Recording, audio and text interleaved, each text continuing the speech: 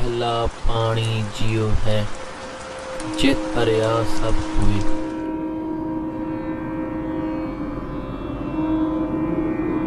पानी नहीं तां जीवन नहीं।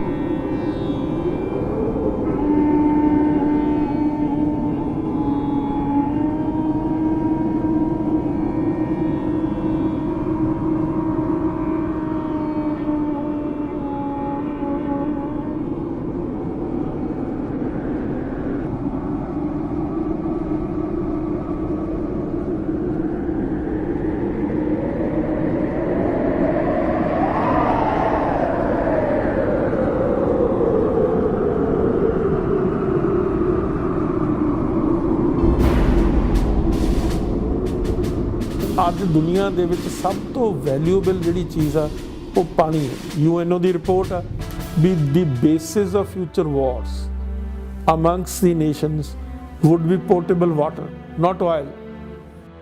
ਤੇ ਪੰਜਾਬ ਕੋਲੇ ਇੱਕੋ ਹੀ ਨੈਚੁਰਲ ਰਿਸੋਰਸ ਸੀਗਾ ਪਾਣੀ, ਤੇ ਉਹ ਵੀ ਸਾਡੇ ਤੋਂ ਖੋਹ ਲਿਆ। It's an ideology. ਪੰਜਾਬ ਬਹੁਤ ਜਲਦੀ ਡੈਜ਼ਰਟ 'ਚ ਕਨਵਰਟ ਹੋ ਜਾਏਗਾ।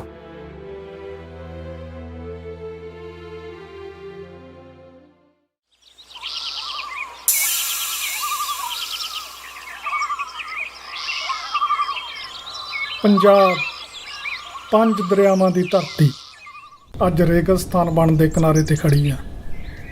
ਪੰਜਾਬ ਦੇ ਕੁੱਲ 138 ਬਲਾਕਾਂ ਵਿੱਚੋਂ 111 ਬਲਾਕਾਂ ਦਾ ਧਰਤੀ ਹੇਠਲਾ ਪਾਣੀ ਲਗਭਗ ਖਤਮ ਆ। ਨਾਸਾ ਵਰਗੇ ਦੁਨੀਆ ਦੇ ਨਾਮਵਰ ਅਦਾਰਿਆਂ ਨੇ ਇਹ ਸਾਫ਼ ਕਹਿਤਾ ਕਿ ਪੰਜਾਬ ਕੋਲ ਹੁਣ ਬਸ ਗਿਣਤੀ ਦੇ ਸਾਲਾਂ ਦਾ ਪਾਣੀ ਬਚਿਆ।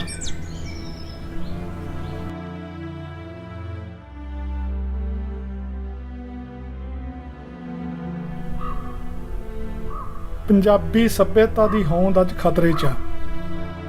ਹੁਣ ਸਵਾਲ ਇਹ ਨਹੀਂ ਕਿ ਕੀ ਪੰਜਾਬ ਰੇਗਿਸਤਾਨ ਬਣ ਜੂ ਕਿ ਨਹੀਂ, ਹੁਣ ਤਾਂ ਗੱਲ ਸਿਰਫ ਇੰਨੀ ਕਾ ਕਿ ਕਿੰਨਾ ਕੁ ਸਮਾਂ ਰਹਿ ਗਿਆ। ਪੰਜਾਬੀਆਂ ਨੂੰ ਤਾਂ ਸ਼ਾਇਦ ਇਹ ਅੰਦਾਜ਼ਾ ਹੀ ਨਹੀਂ ਕਿ ਉਹਨਾਂ ਨਾਲ ਕੀ ਹੋਣ ਵਾਲਾ। ਪੰਜ ਦਰਿਆਵਾਂ ਦੀ ਧਰਤੀ ਮਾਰੂਥਲ ਬਣ ਜੂ। ਇਹ ਕਿਵੇਂ ਹੋ ਗਿਆ? ਕੌਣ ਜ਼ਿੰਮੇਵਾਰ ਹੈ ਇਸ ਲਈ? ਇਸ ਬੁਝਾਰਤ ਨੂੰ ਸਮਝਣ ਲਈ ਸਾਨੂੰ 70 ਸਾਲ ਪਿੱਛੇ ਇਹਦੀਆਂ ਜੜ੍ਹਾਂ 'ਚ ਜਾਣਾ ਪੈਣਾ।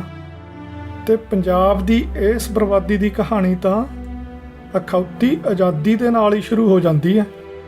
1947 ਮੈਂ ਇਹਨੂੰ ਆਜ਼ਾਦੀ ਨਹੀਂ ਕਹਿੰਦਾ। 1947 ਦੀ ਜਿਹੜੀ ਪੋਜੀਸ਼ਨ ਆ ਉਹ ਅੰਗਰੇਜ਼ਾਂ ਨੇ ਆਪ ਹੀ ਡਿਫਾਈਨ ਕੀਤੀ ਹੈ, ਟਰਾਂਸਫਰ ਆਫ ਪਾਵਰ। ਇੱਕ ਤਾਕਤ ਇੱਕ ਹੱਥ ਤੋਂ ਦੂਜੇ ਹੱਥ ਵਿੱਚ ਦਿੱਤੀ ਗਈ ਔਰ ਉਸ ਸਿਲਸਿਲੇ ਦੇ ਵਿੱਚ ਸਿੱਖਾਂ ਦੀ ਟੋਟਲ ਆਬਾਦੀ ਦਾ 2.5% ਜਿਹੜਾ ਬੰਦਾ ਮਾਰਿਆ ਗਿਆ। 40% ਸਾਡਾ ਸਿੱਖ ਜਗਤ ਉਜੜ ਗਿਆ। ਕਿਸੇ ਕੌਮ ਦਾ 40% ਬੰਦਾ ਉਜੜ ਜਾਵੇ ਔਰ ਉਹ ਸੜਕਾਂ 'ਤੇ ਆ ਕੇ ਬੈਠ ਜੇ, ਉਹਨੂੰ ਰਹਿਣ ਨੂੰ ਕੋਈ ਜਗ੍ਹਾ ਨਾ ਹੋਵੇ, ਖਾਣ ਨੂੰ ਕੁਛ ਨਾ ਹੋਵੇ, ਪਹਿਨਣ ਨੂੰ ਕੁਛ ਨਾ ਹੋਵੇ, ਤੁਸੀਂ ਉਸ ਦੀ ਦੁਰਦਸ਼ਾ ਦਾ ਅੰਦਾਜ਼ਾ ਲਾ ਸਕਦੇ ਹੋ। ਇੰਨਾ ਅਨਿਆਏ। ਫਿਰ ਜਿਹੜੇ ਉਸ ਏਰੀਆ ਦੇ ਵਿੱਚੋਂ ਪੱਛਮੀ ਪੰਜਾਬ ਵਿੱਚੋਂ ਭਾਵ ਪਾਕਿਸਤਾਨ ਵਿੱਚੋਂ ਉੱਠ ਕੇ ਇਸ ਪਾਸੇ ਆਏ 47 ਦੇ ਵਿੱਚ, ਉਹਨਾਂ ਦੇ ਨਾਲ ਕੀ ਹੋਣੀ ਬੀਤੀ। ਤਾਂ ਉਸ ਵਕਤ ਨਹਿਰੂ ਦੀ ਇਹ ਸਟੇਟਮੈਂਟ ਸੀ, ਜਦੋਂ ਇੱਥੋਂ ਦੇ ਗਵਰਨਰ ਨੇ ਇਹ ਗੱਲ ਕਹਿ ਦਿੱਤੀ ਸੀ ਕਿ ਵੀ ਇਹਨਾਂ ਨੂੰ ਦਿੱਲੀ ਦੇ ਚੁਫੇਰੇ 4-5 ਕਲੋਨੀਆਂ ਐਸੀਆਂ ਵਸਾ ਦਿੰਦੇ ਆ ਜਿੱਥੇ 5-5 ਲੱਖ ਜਿਹੜੇ ਉੱਥੋਂ ਉੱਜੜ ਕੇ ਆਏ ਲੋਕ ਨੇ ਉਹਨਾਂ ਨੂੰ ਦਿੱਲੀ ਦੇ 20-20 ਕਿਲੋਮੀਟਰ ਦੇ ਏਰੀਏ ਵਿੱਚ ਵਸਾ ਦਿੱਤਾ ਜਾਵੇ। ਤਾਂ ਨਹਿਰੂ ਨੇ ਨੱਕ ਚੜਾਉਂਦੇ ਹੋਏ ਕਿਹਾ ਸੀ ਕਿ ਇਹਨਾਂ ਨੂੰ ਦਿੱਲੀ ਤੋਂ 200-200 ਕਿਲੋਮੀਟਰ ਦੂਰ ਹੀ ਰੱਖ।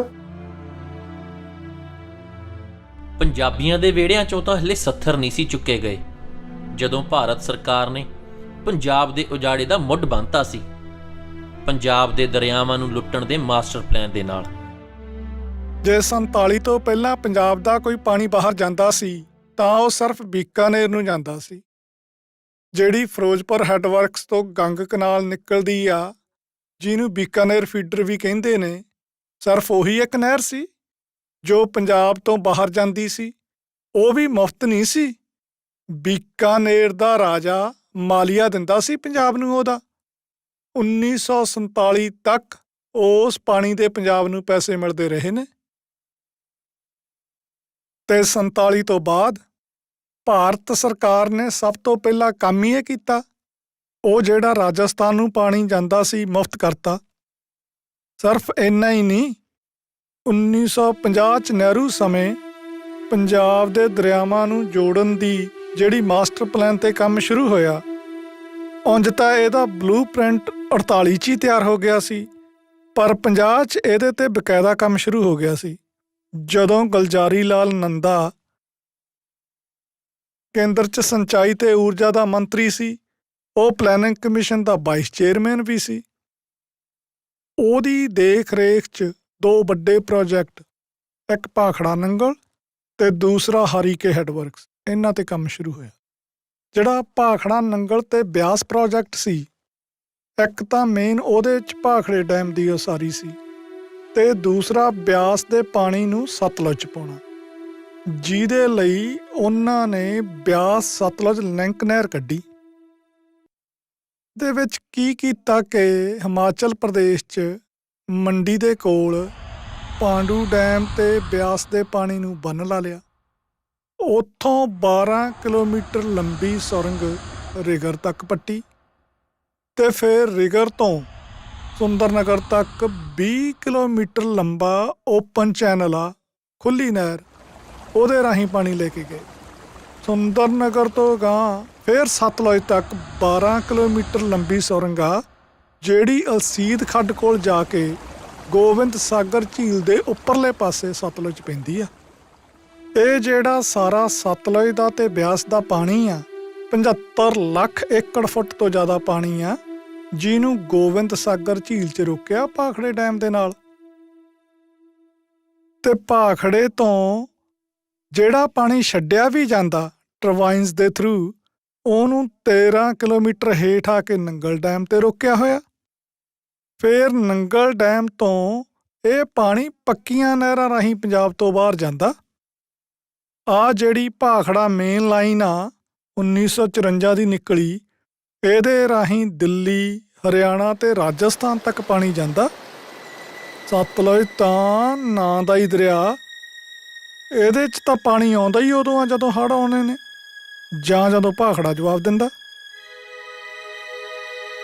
ਤੇ ਇਸ ਦੇ ਨਾਲ ਦੂਜੇ ਪਾਸੇ 29 ਜਨਵਰੀ 1955 ਨੂੰ ਬਿਆਸ ਰਾਵੀ ਐਗਰੀਮੈਂਟ ਲਿਖਿਆ ਜਾਂਦਾ। ਆਪ ਹੀ ਲਿਖਣਾ, ਕਿਹੜਾ ਕਿਸੇ ਦੀ ਸਹਿਮਤੀ ਜ਼ਰੂਰੀ ਆ। ਫਿਰ ਉਸ ਐਗਰੀਮੈਂਟ ਰਾਹੀਂ ਰਾਵੀ ਦੇ ਪਾਣੀ ਨੂੰ ਪਠਾਨਕੋਟ ਕੋਲੋਂ ਮਾਧੋਪੁਰ ਹੈਡਵਰਕਸ, ਜਿਹੜਾ ਅੰਗਰੇਜ਼ਾਂ ਨੇ 1902 'ਚ ਬਣਾਇਆ ਸੀ ਮਾਝੇ ਦੀ ਸਿੰਚਾਈ ਲਈ, ਉੱਥੋਂ ਰਾਵੀ ਬਿਆਸ ਲਿੰਕ ਨਹਿਰ ਪੱਟੀ, ਜਿਹਦੇ ਰਾਹੀਂ ਰਾਵੀ ਦੇ ਪਾਣੀ ਨੂੰ ਬਿਆਸ 'ਚ ਪਾਇਆ। ਤੇ ਨਾਲ ਉਧਰ ਫਿਰੋਜ਼ਪੁਰ ਹੈਡਵਰਕਸ ਤੋਂ ਥੋੜ੍ਹਾ ਜਿਹਾ ਉੱਪਰ ਹਰੀਕੇ ਪੱਤਣ, ਜਿੱਥੇ ਸਤਲੁਜ ਤੇ ਬਿਆਸ ਮਿਲਦੇ ਨੇ, ਨਵਾਂ ਹੈਡਵਰਕਸ ਬਣਾ ਲਿਆ। ਹੁਣ ਹਰੀਕੇ ਤੇ ਰਾਵੀ ਦਾ ਪਾਣੀ, ਬਿਆਸ ਦਾ ਪਾਣੀ ਤੇ ਸਤਲੁਜ ਦਾ ਬਚਦਾ ਪਾਣੀ ਸਾਰਾ ਰੋਕ ਲਿਆ। ਤੇ ਜਿਹੜਾ ਫਿਰੋਜ਼ਪੁਰ ਹੈਡਵਰਕ ਸੀ, ਜਿੱਥੋਂ ਚੜ੍ਹਦੇ ਤੇ ਲਹਿੰਦੇ ਪੰਜਾਬ ਲਈ ਨਹਿਰਾਂ ਨਿਕਲੀਆਂ ਸੀ ਅੰਗਰੇਜ਼ਾਂ ਵੇਲੇ ਦੀਆਂ, ਉਹਦੇ ਲਈ ਬਚਿਆ ਹੀ ਕੁਛ ਨਹੀਂ। ਪਰ ਹਰੀਕੇ ਤੋਂ 2 ਪੱਕੀਆਂ ਨਹਿਰਾਂ ਕੱਢਤੀਆਂ ਰਾਜਸਥਾਨ ਲਈ। ਇੱਕ ਤਾਂ ਬੀਕਾਨੇਰ ਫੀਡਰ ਨੂੰ ਸਪਲਾਈ ਦੇਣ ਲਈ 1953 'ਚ, ਤੇ ਦੂਸਰੀ ਇੰਦਰਾ ਗਾਂਧੀ ਨਹਿਰ, ਜਿਹਨੂੰ ਰਾਜਸਥਾਨ ਫੀਡਰ ਵੀ ਕਹਿੰਦੇ ਨੇ, 1961 'ਚ ਕੱਢੀ ਆ, ਜਿਹੜੀ ਜੈਸਲਮੇਰ ਤੱਕ ਜਾਂਦੀ ਆ ਪੰਜਾਬ ਦਾ ਪਾਣੀ ਲੈ ਕੇ। ਜਦੋਂ ਭਾਰਤ ਸਰਕਾਰ ਨੇ ਰਾਜਸਥਾਨ ਦੇ ਥਾਰ ਮਾਰੂਥਲ ਦੀ ਸਿੰਚਾਈ ਲਈ ਹਰੀਕੇ ਤੋਂ ਪੱਕੀਆਂ ਨਹਿਰਾਂ ਕੱਢਣ ਦੀ ਯੋਜਨਾ ਵਰਲਡ ਬੈਂਕ ਅੱਗੇ ਪੇਸ਼ ਕੀਤੀ, ਤਾਂ ਉਸਨੇ ਇਸ ਪ੍ਰੋਜੈਕਟ ਨੂੰ ਇੱਕ ਡੂਵੀਅਸ ਤੇ ਇਕਨੋਮਿਕਲੀ ਅਨਜਸਟੀਫਾਈਏਬਲ ਪ੍ਰੋਜੈਕਟ ਕਹਿ ਕੇ ਰੱਦ ਕਰ ਦਿੱਤਾ ਸੀ। ਵਰਲਡ ਬੈਂਕ ਦੇ ਮਾਹਰਾਂ ਦੀ ਟੀਮ ਤਾਂ ਇਹ ਕਹਿੰਦੀ ਆ ਕਿ ਆਹ ਜਿਹੜਾ ਕੰਮ ਤੁਸੀਂ ਕਰਨ ਲੱਗੇ ਹੋ, ਇਹ ਪਾਣੀਆਂ ਦੀ ਵੀ ਬਰਬਾਦੀ ਆ ਤੇ ਪੰਜਾਬ ਦੀ ਵੀ। ਪਰ ਉਸ ਦੇ ਬਾਵਜੂਦ ਨਹਿਰਾਂ ਕੱਢਤੀਆਂ। 650 ਕਿਲੋਮੀਟਰ ਲੰਮੀ ਦਰਿਆਨੁਮਾ ਇਹ ਨਹਿਰ ਬੀਕਾਨੇਰ ਤੇ ਜੈਸਲਮੇਰ ਦੇ ਮਾਰੂਥਲ ਨੂੰ ਆਬਾਦ ਕਰਨ ਲਈ ਪੰਜਾਬ ਦਾ 7.6 ਮਿਲੀਅਨ ਏਕੜ ਫੁੱਟ ਪਾਣੀ ਲਿਜਾ ਰਹੀ ਹੈ। ਪੰਜਾਬੀਆਂ ਨੂੰ ਇਹ ਕਦੇ ਵੀ ਉਮੀਦ ਨਹੀਂ ਸੀ ਵੀ ਜੋ ਆਜ਼ਾਦੀ ਲਈ ਉਹਨਾਂ ਨੇ ਇੰਨੀਆਂ ਕੁਰਬਾਨੀਆਂ ਕੀਤੀਆਂ, ਉਹੀ ਆਜ਼ਾਦੀ ਉਹਨਾਂ ਦੇ ਪਾਣੀ, ਸੱਭਿਆਚਾਰ, ਬੋਲੀ, ਹਰ ਇੱਕ ਚੀਜ਼ ਨੂੰ ਹੜੱਪ ਕਰ ਜੂਗੀ। ਪੰਜਾਬ ਦਾ ਤੇ ਜਿਹੜਾ ਹਿੰਦੁਸਤਾਨ ਦਾ ਵਿੱਚ ਆਪਸ ਵਿੱਚ ਇੱਕ ਰਿਲੇਸ਼ਨਸ਼ਿਪ ਆ ਨਾ, ਇਹ 47 ਦੇ ਵਿੱਚ ਉਹਨੂੰ ਸਾਡਾ ਇੱਕ ਆਪਾਂ ਕਹਿੰਦੇ ਨਵਾਂ ਮਾਈਲਸਟੋਨ, ਇੱਕ ਨਵੇਂ ਤਰੀਕੇ ਨਾਲ ਬਾਹਰ ਆ ਰਿਹਾ, ਜਿਹੜਾ ਨਿਖਾਰ ਹੋਰ ਸਿੱਧੇ ਰੂਪ ਵਿੱਚ ਨਿਖਾਰ ਆ ਗਿਆ ਉਹਦਾ। ਬਟ ਜਿਹੜੀਆਂ ਪੋਲਿਸੀਜ਼ 1930s ਤੋਂ ਹੀ ਦੇਖੀ ਜੇ ਸਿੱਖਾਂ ਦੇ ਪ੍ਰਤੀ ਕੀ ਹੋ ਗਈਆਂ ਸੀ, ਇਹ ਫੋਰਸ਼ੈਡੋਇੰਗ ਸਾਨੂੰ 47 ਤੋਂ ਪਹਿਲਾਂ ਹੀ ਮਿਲ ਗਈ ਸੀਗੀ। ਕਾਂਗਰਸ ਵਾਲਿਆਂ ਨੇ ਇੱਕ ਪ੍ਰੋਮਿਸ ਕੀਤਾ ਸੀ ਵੀ ਜਦੋਂ ਅਸੀਂ ਆਜ਼ਾਦ ਹੋਵਾਂਗੇ, ਅੰਗਰੇਜ਼ ਚਲੇ ਜਾਣਗੇ, ਤਾਂ ਉਸ ਤੋਂ ਬਾਅਦ ਅਸੀਂ ਹਿੰਦੁਸਤਾਨ ਨੂੰ ਲਿੰਗੁਇਸਟਿਕ ਤੇ ਕਲਚਰਲ ਤੇ ਜੀਓਗ੍ਰਾਫੀਕਲ ਬੇਸਿਸ ਦੇ ਉੱਤੇ ਅੱਡ ਸਟੇਟਾਂ 'ਚ ਵੰਡਾਂਗੇ। ਵੰਡ ਦੇ ਉਜਾੜੇ ਪਿੱਛੋਂ ਮੁੜ ਵਸੇਬੇ ਵਿੱਚ ਹੋਏ ਧੋਖੇ ਦੇ ਜ਼ਖਮ ਅਜੇ ਅੱਲੇ ਹੀ ਸਨ ਕਿ ਪੰਜਾਬ ਵਿੱਚ ਹੀ ਪੰਜਾਬੀ ਬੋਲੀ ਦੀ ਹੋਂਦ ਖਤਰੇ ਵਿੱਚ ਜਾ ਪਈ। ਆਪਣੀ ਹੋਂਦ ਤੇ ਮਾਂ ਭਾਸ਼ਾ ਦੀ ਸਲਾਮਤੀ ਲਈ ਪੰਜਾਬੀ ਸੂਬਾ ਸਿੱਖਾਂ ਨੇ ਮੰਗਿਆ। ਉਹਨੇ ਭਾਸ਼ਾਈ ਸੂਬੇ ਬਾਕੀ ਤਾਂ ਸਾਰੇ ਹਿੰਦੁਸਤਾਨ ਵਿੱਚ ਬਣਾਉਣੇ ਪ੍ਰਵਾਨ ਕਰ ਲਏ ਜਾਂ ਕਮਿਸ਼ਨ ਬਿਠਾਤਾ, ਲੇਕਿਨ ਉਸ ਕਮਿਸ਼ਨ ਨੂੰ ਪਾਬੰਦ ਕਰ ਦਿੱਤਾ ਵੀ ਉੱਤਰੀ ਭਾਰਤ ਵਿੱਚ ਕੋਈ ਨਹੀਂ ਕਰਨਾ। ਤੇ ਤੁਸੀਂ ਹੈਰਾਨ ਹੋਵੋਗੇ ਵੀ ਉਸ ਵੇਲੇ ਦੀ ਲੀਡਰਸ਼ਿਪ ਨੇ, ਉਸ ਵੇਲੇ ਦੀ ਸਰਕਾਰ ਨੇ, ਉਹਨਾਂ ਨੇ ਬੈਨ ਕਰ ਦਿੱਤਾ ਕਿ ਤੁਸੀਂ ਪੰਜਾਬੀ ਸੂਬਾ ਜ਼ਿੰਦਾਬਾਦ ਵੀ ਨਹੀਂ ਕਹਿ ਸਕਦੇ। ਟਾਈਮ ਮੈਗਜ਼ੀਨ ਦੇ ਵਿੱਚ ਨਹਿਰੂ ਨੇ ਸਟੇਟਮੈਂਟ ਦਿੱਤੀ ਸੀ ਕਿ ਮੈਨੂੰ ਜ਼ਰੂਰਤ ਪਈ ਤਾਂ ਮੈਂ ਸਿਵਲ ਵਾਰ ਕਰ ਲੂੰਗਾ, ਪਰ ਮੈਂ ਪੰਜਾਬੀ ਸੂਬਾ ਕਦੇ ਕੰਸੀਡ ਨਹੀਂ ਕਰਨਾ। ਡੇਢ ਦਹਾਕੇ ਦੀ ਲੰਮੀ ਜੱਦੋ ਜਹਿਦ ਤੋਂ ਬਾਅਦ It was a long run struggle in which about 65,000 people had to court arrest, and ultimately when Punjabi Suba was formed, it was not according to the wishes of the people. ਇੱਕ line ਦਾ resolution ਸੀ Congress working committee ਦੇ ਵਿੱਚ ਕਿ the Punjabi speaking area be carved out of this state of Punjab. ਕੋਈ ਹਰਿਆਣੇ ਦਾ reference ਨਹੀਂ ਸੀ ਉਸ ਦੇ ਵਿੱਚ।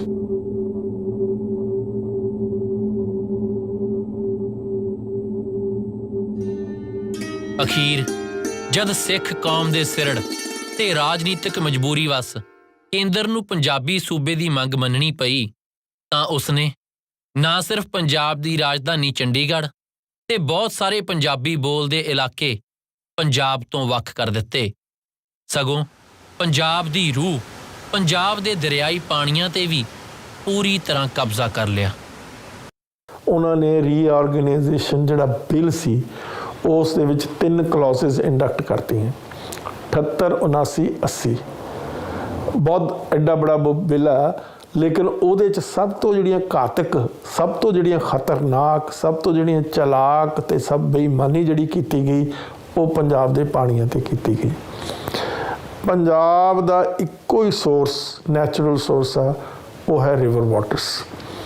ਰਿਵਰ ਵਾਟਰਸ ਪੰਜਾਬ ਦੇ ਨੂੰ, ਪੰਜਾਬ ਦੇ ਜਿਹੜੇ ਦਰਿਆ ਇਹ ਸਬਸਿਡਰੀਜ਼ ਆ ਇੰਡਸ ਵਾਟਰ ਦੀਆਂ, ਜਿਹੜਾ ਪਾਕਿਸਤਾਨ ਦੇ ਵਿੱਚ ਚੱਲਦਾ, ਉਹਦੇ ਵਿੱਚ ਜਾ ਕੇ ਗਿਰਦੇ ਆ ਸਾਰੇ ਪੰਜਾਬ ਦੇ ਦਰਿਆ।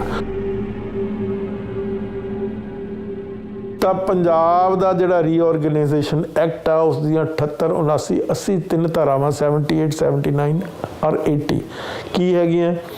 ਪਹਿਲਾ 78 ਦਾ ਡਿਸਟ੍ਰੀਬਿਊਸ਼ਨ ਆਫ ਪੰਜਾਬ ਵਾਟਰਸ, ਉਹ ਪੰਜਾਬ ਦੀ ਅਧਿਕਾਰ ਖੇਤਰ 'ਚ ਨਹੀਂ, ਉਹ ਕੱਢ ਕੇ ਉਹਨਾਂ ਨੇ ਸੈਂਟਰ ਦੇ ਅਧਿਕਾਰ ਖੇਤਰ 'ਚ ਪਾਤਾ। 70 ਜਿਹੜਾ 9 ਆ ਡਿਵੈਲਪਮੈਂਟ ਆਫ ਰਿਵਰਸ, ਉਹ ਉਹਨਾਂ ਨੇ ਕੱਢ ਕੇ, ਪੰਜਾਬ ਹੈ ਸਟੇਟ ਸਬਜੈਕਟ ਇੰਡੀਅਨ ਕਨਸਟੀਟਿਊਸ਼ਨ 'ਚ, ਲੇਕਿਨ ਉਹਨਾਂ ਨੇ ਕੱਢ ਕੇ ਸਟੇਟ ਤੋਂ ਸੈਂਟਰ ਨੇ ਆਪਣੇ ਅਧਿਕਾਰ 'ਚ ਲੈ ਲਿਆ। ਫਿਰ ਤੀਜੀ ਜਿਹੜੀ ਧਾਰਾ 80 control of Punjab river headworks, ਉਹ ਸਟੇਟ ਦਾ ਸਬਜੈਕਟ ਆ, ਉਹਨਾਂ ਨੇ ਕੱਢ ਕੇ ਸੈਂਟਰ ਦੇ ਕੋਲ ਲੈ ਗਏ। ਜਿਹੜੀਆਂ ਦੂਸਰੀਆਂ ਸਟੇਟਾਂ ਭਾਰਤ ਦੇ ਵਿੱਚ ਡਿਵਾਈਡ ਹੋਈਆਂ, ਇੱਕ ਦੀਆਂ 2 ਸਟੇਟਾਂ ਬਣੀਆਂ, ਕਿਸੇ ਦੇ ਵਿੱਚ ਇਹੋ ਜਿਹੇ ਜਿਹੜੀਆਂ ਕਲੌਜ਼ਸ ਨਹੀਂ ਪਾਈਆਂ ਗਈਆਂ, ਪਰ ਪੰਜਾਬ ਤੇ ਹਰਿਆਣਾ ਤੇ ਹਿਮਾਚਲ ਪ੍ਰਦੇਸ਼ ਜਦੋਂ ਬਣੇ ਇਹਦੇ ਵਿੱਚ ਇਹ ਕਲੌਜ਼ਸ ਪਾਈਆਂ ਗਈਆਂ। ਜਿਹੜੇ ਲੀਗਲ ਮਾਹਰ ਆ ਜਾਂ ਪਾਣੀਆਂ ਦੇ ਮਾਹਰ ਆ, ਉਹ ਕਹਿੰਦੇ ਵੀ ਇਹ ਜਿਹੜੀਆਂ ਕਲੌਜ਼ਸ ਆ ਇਹ ਦੇਸ਼ ਦੇ ਕਾਨੂੰਨ ਦੇ ਅਨੁਸਾਰ ਗੈਰ ਸੰਵਿਧਾਨਕ ਆ। ਇਹ ਗੱਲ ਕੀ ਪੰਜਾਬ ਦਿੱਲੀ ਤਖਤ ਦੀ ਮਨਜ਼ੂਰੀ ਤੋਂ ਬਗੈਰ ਇੱਕ ਸੂਆ ਤੱਕ ਨਹੀਂ ਪੱਟ ਸਕਦਾ। ਅੰਤਰਰਾਸ਼ਟਰੀ ਰਿਪੇਰੀਅਨ ਲਾਅ ਦੀ ਤਾਂ ਗੱਲ ਹੀ ਛੱਡੋ। ਸਾਡੇ ਨਾਲ ਅਨਕਨਸਟੀਟਿਊਸ਼ਨੈਲਿਟੀ ਕੀਤੀ ਹੈ। ਇੰਡੀਅਨ ਕਨਸਟੀਟਿਊਸ਼ਨ ਵੀ ਪੰਜਾਬ ਦੇ ਉੱਤੇ ਨਹੀਂ ਅਪਲਾਈ ਕੀਤਾ, ਪੰਜਾਬ ਦੇ ਦਰਿਆਵਾਂ ਪਾਣੀਆਂ ਦੇ ਸੰਬੰਧ ਦੇ ਵਿੱਚ। ਪੰਜਾਬ ਦੇ ਕੁੱਲ ਪਾਣੀਆਂ ਦਾ 75% ਤੋਂ ਵੀ ਵੱਧ ਹਿੱਸਾ ਕੇਂਦਰ ਨੇ ਪੰਜਾਬ ਤੋਂ ਖੋਹ ਦੂਸਰੇ ਸੂਬਿਆਂ ਨੂੰ ਵੰਡ ਦਿੱਤਾ, ਉਹ ਵੀ ਮੁਫਤ। ਪੰਜਾਬ ਦੇ ਕੁੱਲ 17.17 ਮਿਲੀਅਨ ਏਕੜ ਫੁੱਟ ਪਾਣੀ ਵਿੱਚੋਂ ਪੰਜਾਬ ਲਈ ਬਚਿਆ ਤਾਂ ਸਿਰਫ 4.22 ਮਿਲੀਅਨ ਏਕੜ ਫੁੱਟ, ਚੌਥੇ ਹਿੱਸੇ ਤੋਂ ਵੀ ਘੱਟ।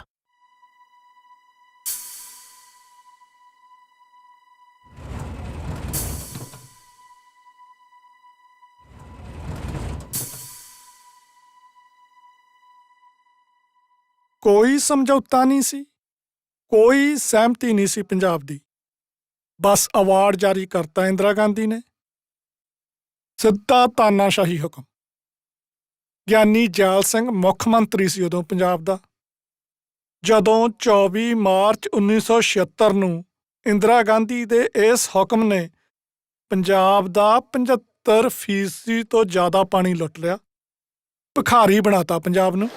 ਪੰਜਾਬ ਆਪਣੀਆਂ ਫਸਲਾਂ ਦੀਆਂ ਜ਼ਰੂਰਤਾਂ ਪੂਰੀਆਂ ਕਰਨ ਲਈ ਪਾਣੀ ਕੱਢੇ ਧਰਤੀ ਹੇਠੋਂ। ਉਸ ਲਈ ਡੀਜ਼ਲ ਲਵੇ ਮੁੱਲ ਦਾ, ਕੋਲਾ ਲਵੇ ਮੁੱਲ ਦਾ, ਤੇ ਖੁਦ ਆਪਣਾ ਪਾਣੀ ਦੇਵੇ ਮੁਫਤ ਵਿੱਚ।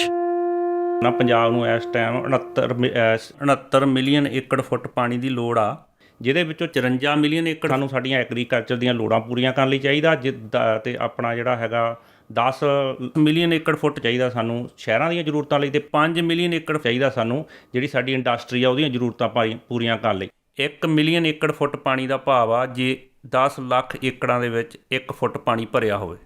ਤੇ ਪੰਜਾਬ ਦੇ ਦਰਿਆਵਾਂ ਦੇ ਵਿੱਚ ਜੇ ਟੋਟਲ ਪਾਣੀ ਵੀ ਆਪਾਂ ਯੂਟੀਲਾਈਜ਼ ਕਰੀਏ, ਜਿੰਨਾ ਟੋਟਲ ਪਾਣੀ ਪੰਜਾਬ ਦੇ ਦਰਿਆਵਾਂ 'ਚ ਇਸ ਟਾਈਮ ਅਵੇਲੇਬਲ ਆ, ਉਹਦੇ ਨਾਲ ਸਾਡਾ ਅੱਧਾ ਪਾਣੀ ਵੀ ਪੂਰਾ ਨਹੀਂ ਹੁੰਦਾ ਜਿੰਨੀ ਸਾਡੀ ਸਾਲ ਦੀ ਜ਼ਰੂਰਤ। ਪੰਜਾਬ ਦਾ ਇਕੱਲਾ ਪਾਣੀ ਹੀ ਨਹੀਂ ਲੁੱਟਿਆ, ਪਾਣੀ ਤੋਂ ਬਣਨ ਵਾਲੀ ਬਿਜਲੀ ਵੀ ਲੁੱਟ ਲਈ ਆ। ਅੱਜ ਪੰਜਾਬ ਦੀ ਇੰਡਸਟਰੀ ਆਖਰੀ ਸਾਹ ਤੇ ਆ।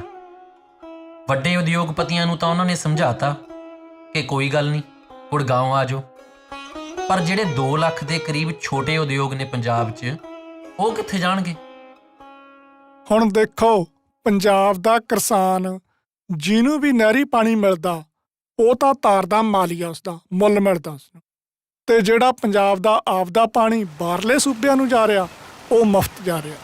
ਉਹ ਵੀ ਉਦੋਂ ਜਦੋਂ ਪੰਜਾਬ ਖੁਦ ਚੂਲੀ ਚੂਲੀ ਪਾਣੀ ਲਈ ਤਰਸ ਰਿਹਾ ਹੈ। ਇੰਦਰਾ ਗਾਂਧੀ ਦੇ ਇਸੇ ਧੱਕੇ ਚੋਂ ਤਾਂ ਅਨੰਦਪੁਰ ਸਾਹਿਬ ਦੇ ਮਤੇ ਦਾ ਜਨਮ ਹੁੰਦਾ। ਇੱਕ ਪਾਸੇ ਪੰਜਾਬ ਦਾ 75% ਤੋਂ ਜ਼ਿਆਦਾ ਪਾਣੀ ਪੰਜਾਬ ਤੋਂ ਬਾਹਰ ਜਾ ਰਿਹਾ ਹੈ, ਤੇ ਦੂਜੇ ਪਾਸੇ ਪੰਜਾਬ ਦਾ ਅੰਨਦਾਤਾ ਖੁਦ ਟਿਊਬਵੈੱਲਾਂ ਤੇ ਸਬਮਰਸੀਬਲਾਂ ਨਾਲ ਮੱਥਾ ਮਾਰ ਧਰਤੀ ਹੇਠੋਂ ਪਾਣੀ ਕੱਢਣ ਲਈ ਮਜਬੂਰ ਹੈ। ਅੱਜ ਪੰਜਾਬ ਦੇ ਵਿੱਚ 15-20 ਲੱਖ ਦੇ ਕਰੀਬ ਮਤਲਬ ਟਿਊਬਵੈੱਲ ਆ। ਪਹਿਲਾਂ ਜਿਹੜੀਆਂ ਸੀਗੀਆਂ ਮੋਟਰਾਂ ਉਤਲੇ ਲੈਵਲ ਤੋਂ ਪਾਣੀ ਚੱਕਦੀਆਂ ਸੀ ਤੇ ਬਹੁਤ ਘੱਟ ਕੋਸਟ ਪੈਂਦੀ ਸੀ। ਹੁਣ ਸਬਮਰਸੀਬਲ ਪੰਪ ਲਾਉਣੇ ਪੈ ਰਹੇ ਆ, ਹਰੇਕ ਸਾਲ ਬੋਰ ਡੂੰਘੇ ਕਰਨੇ ਪੈ ਰਹੇ। ਇਹ ਸਾਰੇ ਖਰਚੇ ਨੂੰ ਨਾ ਵੀ ਆਪਾਂ ਕਾਊਂਟ ਕਰੀਏ, ਜਿਹੜਾ ਕੱਲੀ ਬਿਜਲੀ ਦਾ ਖਰਚਾ ਆ ਰਿਹਾ ਪੰਜਾਬ ਵਾਲਿਆਂ ਦਾ, ਸਰਦਾਰ ਪ੍ਰੀਤਮ ਸਿੰਘ ਘੁੰਮੇਦਾਨ ਹੋਣਾ ਦੇ ਅਨੁਸਾਰ ਤਕਰੀਬਨ 2000 ਕਰੋੜ ਰੁਪਈਏ ਦੀ ਬਿਜਲੀ ਲੱਗ ਜਾਂਦੀ ਹਰੇਕ ਸਾਲ ਪੰਜਾਬ 'ਚ ਧਰਤੀ ਹੇਠਲਾ ਪਾਣੀ ਕੱਢਣ ਲਈ, ਜਿਹੜਾ ਅਸੀਂ ਪਾਣੀ ਯੂਟੀਲਾਈਜ਼ ਕਰਦੇ ਹਾਂ। ਦੁਨੀਆ 'ਚ ਪੰਜਾਬ ਵਰਗੇ ਬਹੁਤ ਘੱਟ ਅਜਿਹੇ ਖਿੱਤੇ ਨੇ ਜਿਨ੍ਹਾਂ ਹੇਠ ਕੁਦਰਤ ਨੇ ਨਿਰਮਲ ਪਾਣੀ ਦੇ ਸੋਮੇ ਸਿਰਜੇ। ਇਹਨਾਂ ਸੋਮਿਆਂ ਦੀ ਇਹ ਸਿਰਜਣਾ ਕੋਈ ਦਹਾਕਿਆਂ ਜਾਂ ਸਦੀਆਂ 'ਚ ਨਹੀਂ ਹੋਈ, ਸਗੋਂ ਯੁੱਗਾਂ ਵਿੱਚ ਹੋਈ ਹੈ। ਪੰਜਾਬ ਦੀ ਧਰਤੀ ਹੇਠਲੇ ਪਾਣੀ ਦਾ ਇਹ ਪਹਿਲਾ ਪੱਤਣ ਤਕਰੀਬਨ 20-25 ਫੁੱਟ ਡੂੰਘੀ ਇਸ ਰੇਤਲੀ ਤਹਿ ਵਿੱਚ ਮੌਜੂਦ ਸੀ, ਜਿਸ ਦੀ ਵਰਤੋਂ ਖੂਹਾਂ ਤੇ ਹੱਥ ਵਾਲੇ ਨਲਕਿਆਂ ਨਾਲ ਕੀਤੀ ਜਾਂਦੀ ਰਹੀ ਹੈ। ਇਹ ਸਬ ਸਰਫੇਸ ਵਾਟਰ ਜਾਂ ਅਨਕਨਫਾਈਨਡ ਐਕੁਇਫਰ ਪਾਣੀ ਦੀ ਉਹ ਤਹਿ ਜਿਸ ਦੇ ਪੱਧਰ ਵਿੱਚ ਵਾਧਾ ਜਾਂ ਘਾਟਾ ਇਸ ਦੀ ਵਰਤੋਂ ਅਤੇ ਮੀਂਹਾਂ ਨਾਲ ਇਸ ਦੇ ਮੁੜ ਰੀਚਾਰਜ ਹੋਣ ਦੀ ਮਾਤਰਾ ਤੇ ਨਿਰਭਰ ਕਰਦਾ ਹੈ। ਪੰਜਾਬ ਦੇ ਪਾਣੀ ਦੀ ਪਹਿਲੀ ਤਹਿ ਤਾਂ ਕਈ ਦਹਾਕਿਆਂ ਤੋਂ ਖੁਸ਼ਕ ਹੋ ਚੁੱਕੀ ਹੈ।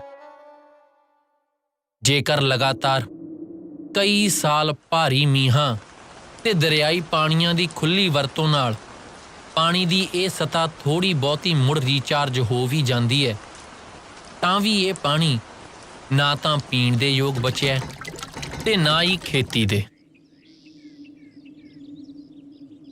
ਕੈਮੀਕਲਾਂ, ਦਵਾਈਆਂ, ਖਾਦਾਂ ਤੇ ਫੈਕਟਰੀਆਂ ਦੀ ਗੰਦਗੀ ਨੇ ਇਸ ਪਾਣੀ ਵਿੱਚ ਇੰਨੀ ਜ਼ਿਆਦਾ ਜ਼ਹਿਰ ਮਿਲਾ ਦਿੱਤੀ ਹੈ ਕਿ ਇਸ ਦਾ ਕੋਈ ਹੱਲ ਨਹੀਂ ਬਚਿਆ। ਪੰਜਾਬ ਨੂੰ ਦਰਿਆਈ ਪਾਣੀ ਨਾ ਮਿਲਣ ਦਾ ਸਿਰਫ ਇਹੀ ਇੱਕ ਨੁਕਸਾਨ ਨਹੀਂ ਹੋਇਆ ਕਿ ਸਾਨੂੰ ਧਰਤੀ ਹੇਠਲਾ ਪਾਣੀ ਵਰਤਣਾ ਪਿਆ, ਸਗੋਂ ਉਸ ਦਾ ਇੱਕ ਹੋਰ ਬਹੁਤ ਵੱਡਾ ਨੁਕਸਾਨ ਹੋਇਆ। ਉਹ ਇਹ ਕਿ ਸਾਡੀ ਜ਼ਮੀਨ ਦੇ ਕੁਦਰਤੀ ਤੱਤ ਖਤਮ ਹੋ ਗਏ। ਜਿਹੜਾ ਦਰਿਆਵਾਂ ਦਾ ਪਾਣੀ ਹੁੰਦਾ ਉਹ ਆਰਗੈਨਿਕ ਖਾਦ ਹੀ ਹੁੰਦਾ, ਕਿਉਂਕਿ ਉਹਦੇ ਵਿੱਚ ਗਲੇ ਸੜੇ ਪੱਤੇ, ਜੀਵ ਜੰਤੂ, ਇਹ ਚੀਜ਼ਾਂ ਹੁੰਦੀਆਂ ਨੇ। ਉਹਦੇ ਬਦਲ 'ਚ ਜਦੋਂ ਸਾਨੂੰ ਕੱਢਣਾ ਪਿਆ ਧਰਤੀ ਹੇਠੋਂ ਪਾਣੀ, ਤੇ ਉਹਦੇ ਲਈ ਕੈਮੀਕਲ ਖਾਦਾਂ ਪਾਉਣੀਆਂ ਪਈਆਂ, ਹੋਰ ਕੋਈ ਚਾਰਾ ਵੀ ਨਹੀਂ ਸੀ। 60-70 ਫੁੱਟ ਡੂੰਘੀ ਪਾਂਡੂ ਦੇ ਹੇਠਾਂ ਵਾਲੀ ਸਾਫ਼ ਪਾਣੀ ਦੀ ਇਹ ਦੂਜੀ ਤਹਿ, ਕਨਫਾਈਨਡ ਐਕਿਊਫਰ, ਜਿਸ ਨੂੰ ਅਸੀਂ ਪਾਂਡੂ ਦੇ ਵਿੱਚੋਂ ਹੀ ਬੋਰ ਕਰਕੇ ਵਰਤਣਾ ਸ਼ੁਰੂ ਕੀਤਾ ਸੀ, ਉਹ ਵੀ ਕਦੋਂ ਦੀ ਖਤਮ ਹੋ ਚੁੱਕੀ ਹੈ।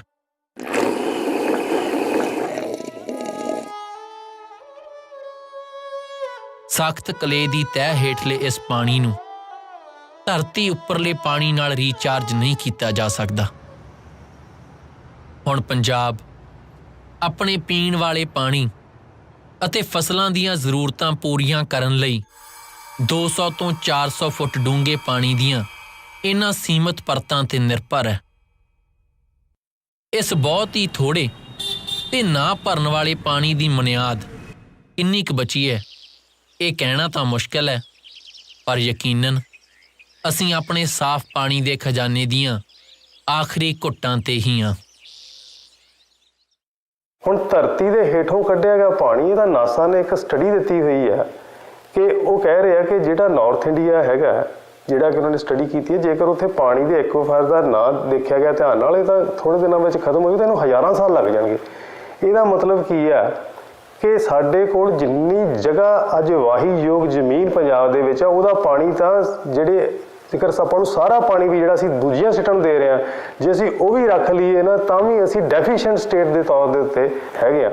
ਪੰਜਾਬ ਦੀ ਜ਼ਮੀਨ ਹੇਠਲਾ ਪਾਣੀ ਅੱਜ ਜਿਸ ਪੱਧਰ ਤੇ ਪਹੁੰਚ ਚੁੱਕਾ ਹੈ, ਪੰਜਾਬ ਬਹੁਤ ਜਲਦੀ ਡੈਜ਼ਰਟ 'ਚ ਕਨਵਰਟ ਹੋ ਜਾਏਗਾ। 5 ਦਰਿਆਵਾਂ ਦੀ ਇਸ ਧਰਤੀ ਕੋਲ ਤਾਂ ਅੱਜ ਪੀਣ ਲਈ ਪੂਰਾ ਪਾਣੀ ਨਹੀਂ। ਬਹੁਤ ਛੇਤੀ ਪੰਜਾਬ ਦੇ ਲੋਕਾਂ ਕੋਲ ਮੁੱਲ ਦੇ ਪਾਣੀ ਤੋਂ ਬਿਨਾਂ ਪੀਣ ਲਈ ਸਾਫ਼ ਪਾਣੀ ਦਾ ਤੁਪਕਾ ਨਹੀਂ ਹੋਵੇਗਾ। ਗ੍ਰੀਨ ਰੈਵੋਲੂਸ਼ਨ ਜਿਹੜਾ ਆ, ਉਹਨੇ ਸਾਡੀ ਸਟੇਟ ਦੀ ਤਬਾਹੀ ਕੀਤੀ ਹੈ। ਅਸਲ ਦੇ ਵਿੱਚ ਜਿਹੜਾ ਇਹ ਸਾਨੂੰ ਐਜ਼ ਐਕਸਪੈਰੀਮੈਂਟ ਸਟੇਟ ਦੇ ਤੌਰ ਤੇ ਯੂਜ਼ ਕਰ ਲਿਆ, ਉਹ ਬੀਜ ਵੀ ਉਸ ਤਰੀਕੇ ਦੀ ਸੀ ਜਿਨ੍ਹਾਂ ਨੂੰ ਖਾਦ ਦੀ ਲੋੜ ਸੀਗੀ, ਔਰ ਖਾਦ ਦੇ ਨਾਲ ਨਾਲ ਪਾਣੀ ਦੀ ਬਹੁਤਾਤ ਵਿੱਚ ਲੋੜ ਸੀਗੀ। ਰਹੀ ਗੱਲ ਕਣਕ ਤੇ ਝੋਨੇ ਦੇ ਬਦਲਦੀ, ਉਹਦੀ ਮੰਡੀ ਕਿੱਥੇ ਆ? ਕੀ ਕਰੀਏ, ਉੱਥੇ ਹੁਣ ਕਣਕ ਬੀਜੀ ਆ। ਫਿਰ ਕਮਾਦ ਲਾ ਲਓ ਬਾਪੂ। ਕਮਾਦ ਮੇਰਾ ਹੀ ਘੱਟ ਆ, ਉੱਥੇ ਸਾਨੂੰ ਉਹ ਬੈਂਕ ਵਾਲੇ ਨਹੀਂ ਕੋਈ ਦਿੰਦੇ। ਉਹ ਉੱਥੇ ਜਿਹੜੀਆਂ ਹੈਗੇ ਆ ਉਹ ਵੱਧ ਤੋਲਦੇ ਆ, ਨਾ ਉੱਥੇ ਸਾਨੂੰ ਕੋਈ ਬਾਰੀ ਆ, ਨਾ ਉੱਥੋਂ ਪੈਸਾ ਮਿਲਣਾ। ਹਾਰ ਕੇ ਅਸੀਂ ਦੁਖੀ ਹੋ ਕੇ ਪੱਟ ਬੈਠੇ ਆ। ਹੁਣ ਸਾਡੇ ਕੋਲ ਕੁਝ ਨਹੀਂ, ਨਾ ਗੰਨਾ ਚੂਪਣ ਨੂੰ ਵੀ ਹੈ ਨਹੀਂ ਕਿਤੇ। ਅਸੀਂ ਜਿਹੜਾ ਜਿਹਨੂੰ ਰੈਵੋਲੂਸ਼ਨ ਦਾ ਨਾਮ ਦਿੱਤਾ ਗਿਆ, ਅਸਲ 'ਚ ਉਹ ਸਾਡੀ ਜੈਨੋਸਾਈਡ ਹੀ ਹੈ। ਉਹ ਸਾਡੀ ਇਕਨੋਮਿਕ ਜੈਨੋਸਾਈਡ ਦਾ ਹਿੱਸਾ, ਜਿਹੜਾ ਕਿ ਸਾਨੂੰ ਪਤਾ ਨਹੀਂ ਲੱਗਿਆ। 1 ਕਿਊਸਿਕ ਪਾਣੀ ਦੇ ਫਲੋ ਦੀ ਕੀਮਤ ਸਾਲ ਦੀ 1.25 ਕਰੋੜ ਰੁਪਈਆ, ਉਹਦੇ ਹਿਸਾਬ ਨਾਲ ਤਕਰੀਬਨ 22,000 ਕਰੋੜ ਰੁਪਈਆ ਹਰੇਕ ਸਾਲ ਇਹਦੀ ਜਿਹੜੀ ਕੀਮਤ ਬਣ ਜਾਂਦੀ, ਜਿਹੜਾ ਪੰਜਾਬ ਦਾ ਫ੍ਰੀ ਦੇ ਵਿੱਚ ਪਾਣੀ ਦੂਜੀਆਂ ਸਟੇਟਾਂ ਨੂੰ ਜਾ ਰਿਹਾ, ਨਾਨ ਰਾਈਪੇਰੀਅਨ ਸਟੇਟਾਂ ਨੂੰ ਜਾ ਰਿਹਾ। ਜਿਹੜਾ ਪੰਜਾਬ ਦੇ ਪਾਣੀਆਂ ਦੀ ਲੁੱਟ ਦੀ ਕਹਾਣੀ ਇੱਥੇ ਹੀ ਖਤਮ ਨਹੀਂ ਹੁੰਦੀ। 1984 ਦੇ ਘੱਲੂ ਘਾਰੇ ਦੀ ਜੜ, ਸਤਲੁਜ ਜਮਨਾ ਲਿੰਕ ਨਹਿਰ ਦਾ ਨਿਰਮਾਣ ਹਾਲੇ ਬਾਕੀ ਹੈ।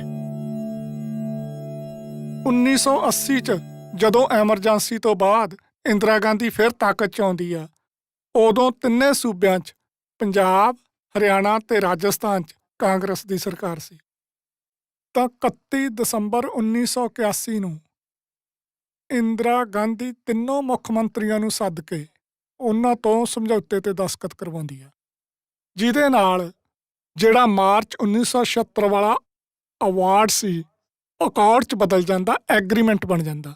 ਦਰਬਾਰਾ ਸਿੰਘ ਉਦੋਂ ਪੰਜਾਬ ਦਾ ਮੁੱਖ ਮੰਤਰੀ ਸੀ ਤੇ ਨਾਲ ਦੀ ਨਾਲ ਉਹ ਪੰਜਾਬ ਪ੍ਰਦੇਸ਼ ਕਾਂਗਰਸ ਦਾ ਪ੍ਰੈਜ਼ੀਡੈਂਟ ਸੀ।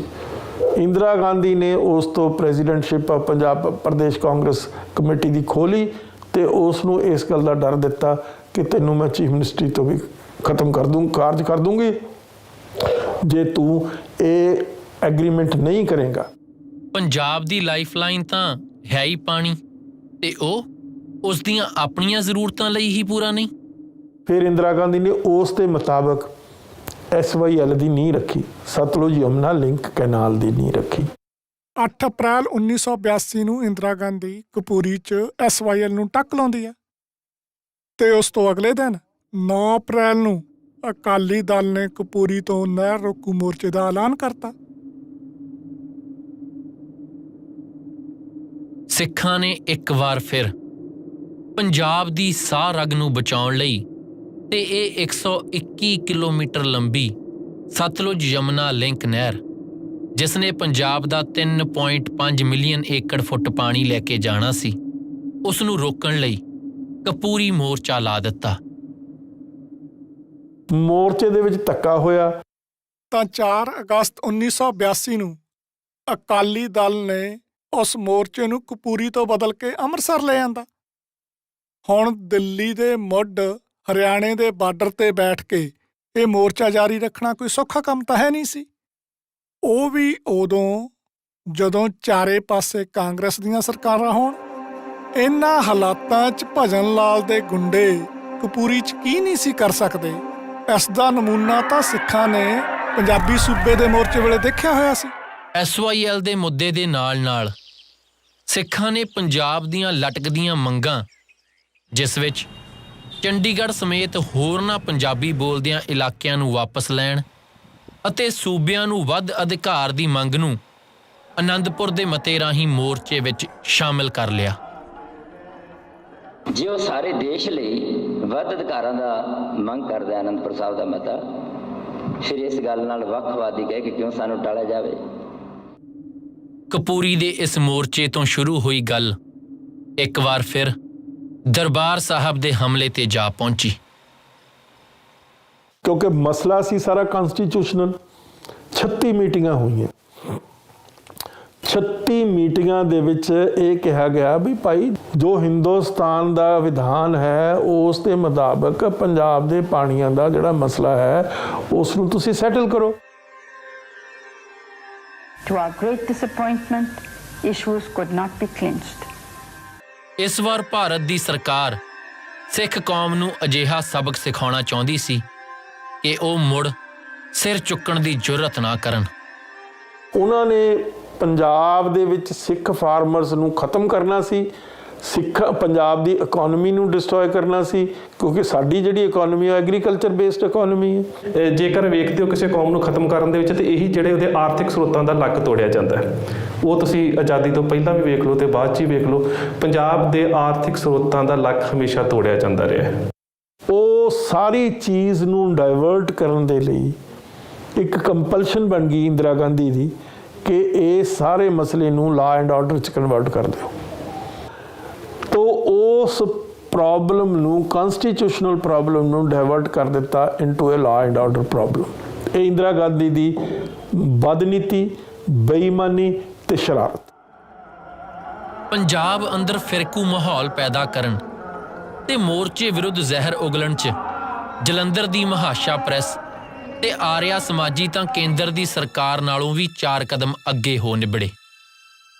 ਜਿਹੜੀ ਪ੍ਰੈਸ ਹੈ, ਫ੍ਰੀ ਪ੍ਰੈਸ ਜਿਹੜੀ ਅੱਜ ਦੇ ਯੁੱਗ 'ਚ ਕਿਹਾ ਜਾਂਦਾ, ਇਹ ਹੈ ਹੀ ਇਹ ਇਸ ਕਿਸਮ ਦੇ ਪਾਰਲੀਮੈਂਟਰੀ ਜਾਂ ਡੈਮੋਕ੍ਰੈਟਿਕ ਸੈਟਅਪ ਦਾ ਹੀ ਹਿੱਸਾ।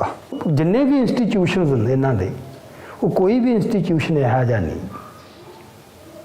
ਜਿਹਨੇ ਕੰਟਰੀਬਿਊਟ ਨਾ ਕੀਤਾ ਹੋਵੇ ਆਪਦੇ ਹਿਸਾਬ ਨਾਲ, ਆਪਦੇ ਐਂਗਲ ਤੋਂ। ਇੱਕ ਪਾਸੇ ਤਾਂ ਪ੍ਰਧਾਨ ਮੰਤਰੀ 2 ਜੂਨ ਤੱਕ ਆਪਣੇ ਭਾਸ਼ਣਾਂ ਰਾਹੀਂ ਇਹ ਕਹਿੰਦੀ ਰਹੀ ਕਿ ਦਰਬਾਰ ਸਾਹਿਬ ਤੇ ਕੋਈ ਪੁਲਿਸ ਕਾਰਵਾਈ ਨਹੀਂ ਕੀਤੀ ਜਾਵੇਗੀ, ਅਤੇ ਦੂਸਰੇ ਪਾਸੇ ਇਸ ਹਮਲੇ ਦੀਆਂ ਤਿਆਰੀਆਂ ਤਾਂ 1982 ਵਿੱਚ ਹੀ ਸ਼ੁਰੂ ਹੋ ਗਈਆਂ ਸਨ। ਸਰਕਾਰ ਜਦੋਂ ਕਹਿੰਦੀ ਹੈ ਕਿ 1984 ਐਜ਼ ਅ ਲਾਸਟ ਰਿਜ਼ੋਰਟ ਉਸ ਵੇਲੇ ਦੀ ਪ੍ਰਾਈਮ ਮਿਨਿਸਟਰ ਪ੍ਰਧਾਨ ਮੰਤਰੀ ਇੰਦਰਾ ਗਾਂਧੀ ਤੇ ਜਾ ਕੇ ਦੂਰਦਰਸ਼ਨ ਤੇ ਕਹਿੰਦੀ ਆ ਇਹ ਸਰਾਸਰ ਝੂਠ ਆ, ਕਿਉਂਕਿ ਜਿਹਨੇ ਇਹਦੀ ਪਲੈਨਿੰਗ ਕੀਤੀ ਹੈ ਉਹਨਾਂ ਦਾ ਆਪਣਾ ਜਰਨੈਲ lieutenant general S K Sinha ਕਹਿੰਦਾ ਕਿ ਮੈਨੂੰ 18 ਮਹੀਨੇ ਪਹਿਲਾਂ ਇਹਦੀ ਤਿਆਰੀ ਕਰਨ ਲਈ ਕਿਹਾ ਗਿਆ ਸੀ। ਉਹ ਤਾਂ ਇੱਥੇ ਤੱਕ ਕਹਿੰਦਾ ਮੈਂ ਤਿਆਰੀ ਵੀ ਕਰ ਲਈ ਸੀ ਅਤੇ ਮੈਂ personal as a citizen of India ਵੀ ਮੈਂ ਕਿਹਾ ਕਿ ਇਹ ਪੋਲੀਟੀਕਲ ਮਾਮਲਾ ਹੈਗਾ, ਮੈਨੂੰ ਦੱਸੋ, ਮੈਂ ਇਹਦੀ ਮੀਡੀਏਸ਼ਨ ਕਰਾਉਣ ਲਈ ਤਿਆਰ ਹਾਂ as a citizen of India. ਉਹ ਵੀ ਗੱਲ ਠੁਕਰਾ ਦਿੱਤੀ PMO ਆਫਿਸ ਨੇ। ਇਹਦਾ ਮਤਲਬ ਹੈ ਕਿ ਤਿਆਰੀਆਂ ਤਾਂ 82 'ਚ ਹੋ ਰਹੀਆਂ ਨੇ ਤੇ ਉਦੋਂ 82 ਤੱਕ ਤਾਂ ਹਰਿਮੰਦਰ ਸਾਹਿਬ ਦੇ ਉੱਪਰ ਕੋਈ ਮੋਰਚਾਬੰਦੀ ਨਹੀਂ।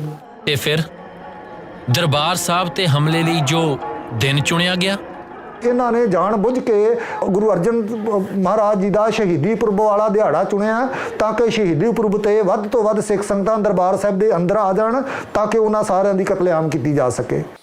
ਸੋ ਇਹ ਜਿਹੜਾ ਝੂਠ ਵਾਰ-ਵਾਰ ਦੁਹਰਾਇਆ ਜਾਂਦਾ, ਉਹਨਾਂ ਦੇ ਆਪਣੇ ਡਾਕੂਮੈਂਟਸ ਦੇ ਮੁਤਾਬਕ ਤੇ ਉਹਨਾਂ ਦੇ ਆਪਣੇ ਪਲੈਨਰਸ ਦੇ ਮੁਤਾਬਕ ਜਿੰਨੇ ਵੀ ਸਾਡੇ ਕੋਲ ਤੱਥ ਨੇ, ਫੈਕਟਸ ਨੇ, ਇਹ ਲੋਕਤੰਤਰ ਦੇ ਕੇਂਦਰ ਦੀ ਗੱਲ ਹੀ ਨਹੀਂ ਰਹਿ ਜਾਂਦੀ, ਕਿਉਂਕਿ ਲੋਕਤੰਤਰ ਦੇ ਕੇਂਦਰ ਉਸ ਵੇਲੇ ਸੈਮਾ ਡਿਕਟੇਟਰਸ਼ਿਪ ਫਾਰਮ ਵਿੱਚ ਬਾਹਰ ਆ ਚੁੱਕੇ ਸੀ ਤੇ ਉਹਨਾਂ ਦਾ ਜਰਨਲਿਸਟ ਨੂੰ ਬਾਹਰ ਕਰ ਦੇਣਾ ਪੂਰੇ ਪੰਜਾਬ 'ਚੋਂ। ਸੋ ਕੌਣ ਲੁਕਾ ਰਿਹਾ ਕਿਹੜੀ ਗੱਲ ਨੂੰ, ਬੜਾ ਜ਼ਾਹਿਰ ਹੈਗਾ। So we objected to this, and he said, you've got to go for your safety. So I argued with him. I said, look, if it's for our safety we've got to go, we should go in the daytime because it's dark now and it'll be unsafe. Of course, why I was actually arguing that was because if we went in the daytime, we might hope to see something.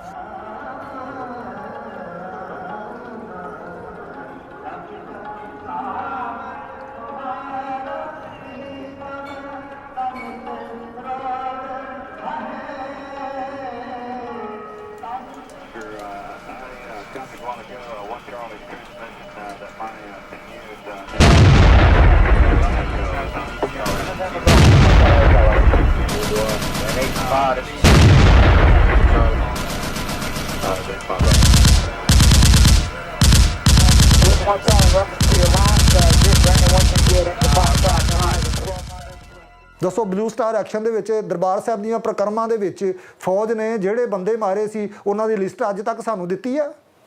2-2 ਮਹੀਨਿਆਂ ਦੇ ਬੱਚਿਆਂ ਨੂੰ ਤੁਸੀਂ ਠੁੱਡੇ ਮਾਰ-ਮਾਰ ਕੇ ਤੁਹਾਡੇ military ਵਾਲਿਆਂ ਨੇ ਉਹਨਾਂ ਨੂੰ ਕਤਲ ਕੀਤਾ। ਜਿਹੜੀਆਂ ਸੰਸਾਰ ਦੀਆਂ ਹਿਊਮਨ ਰਾਈਟਸ ਜਥੇਬੰਦੀਆਂ ਨੇ ਉਹਨਾਂ ਨੂੰ ਨਹੀਂ ਨਜ਼ਰ ਆਉਂਦਾ ਕਿ ਭਾਰਤ ਦੇ ਵਿੱਚ ਕੀ ਕੀਤਾ ਇਹਨਾਂ ਲੋਕਾਂ ਨੇ ਸਾਡੇ ਨਾਲ। ਦਿੱਲੀ ਤੋਂ 80 ਕਿਲੋਮੀਟਰ ਦੂਰ 1947 ਵਿੱਚ ਲਹਿੰਦੇ ਪੰਜਾਬ ਤੋਂ ਉੱਜੜ ਕੇ ਆਏ ਸਿੱਖਾਂ ਦਾ ਇਹ ਪਿੰਡ ਹੋਂਦ ਚਿੱਲੜ, ਜਿੱਥੇ ਅੱਜ ਸਿਵਾਏ ਇਹਨਾਂ ਖੰਡਰਾਂ ਦੇ ਕੁਝ ਵੀ ਨਹੀਂ।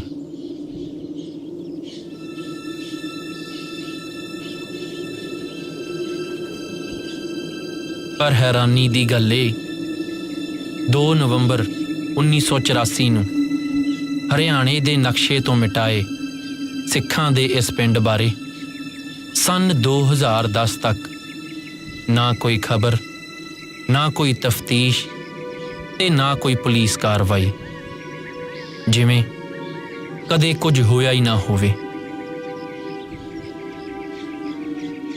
84 में इनके करीबन 12 बंदे थे जो होद गांव चिल्लड़ के नज़दीक है, वहाँ रहते थे। तो सारा परिवार ही ख़त्म हो गया था। ये यहाँ रिवाड़ी में आई हुई थी अपने मामों के घर, और भैंस भूसे ने मार दिया था इसको, इसलिए डॉक्टर के दिखाने के लिए 6 साल उम्र थी तब इसकी। 12 बंदे थे, सारे ख़त्म हो गए थे। मम्मी पापा भाई बहन सारे जो भी थे 12 बंदे, दादा दादी बुआ सब वहीं थे। ਇਹ ਸਾਰਾ ਕੁਝ ਕੋਈ ਉੜੀਸਾ ਦੇ ਜੰਗਲਾਂ ਜਾਂ ਪਹਾੜਾਂ ਦੀਆਂ ਕੰਦਰਾਂ 'ਚ ਨਹੀਂ ਵਾਪਰਿਆ, ਸਗੋਂ ਦੇਸ਼ ਦੀ ਰਾਜਧਾਨੀ ਤੋਂ ਸਿਰਫ 80 किलोमीटर ਦੀ ਦੂਰੀ ਤੇ ਹੋਇਆ। वहाँ बसें भर के आई थी, 3-4 बसें भर के आई थी। उन्होंने रात को ही धावा बोल दिया था, कुछ उसके ऊपर डीजल डाल के किसी को कैसे टायरों में मतलब जला के बुरी तरह मारा।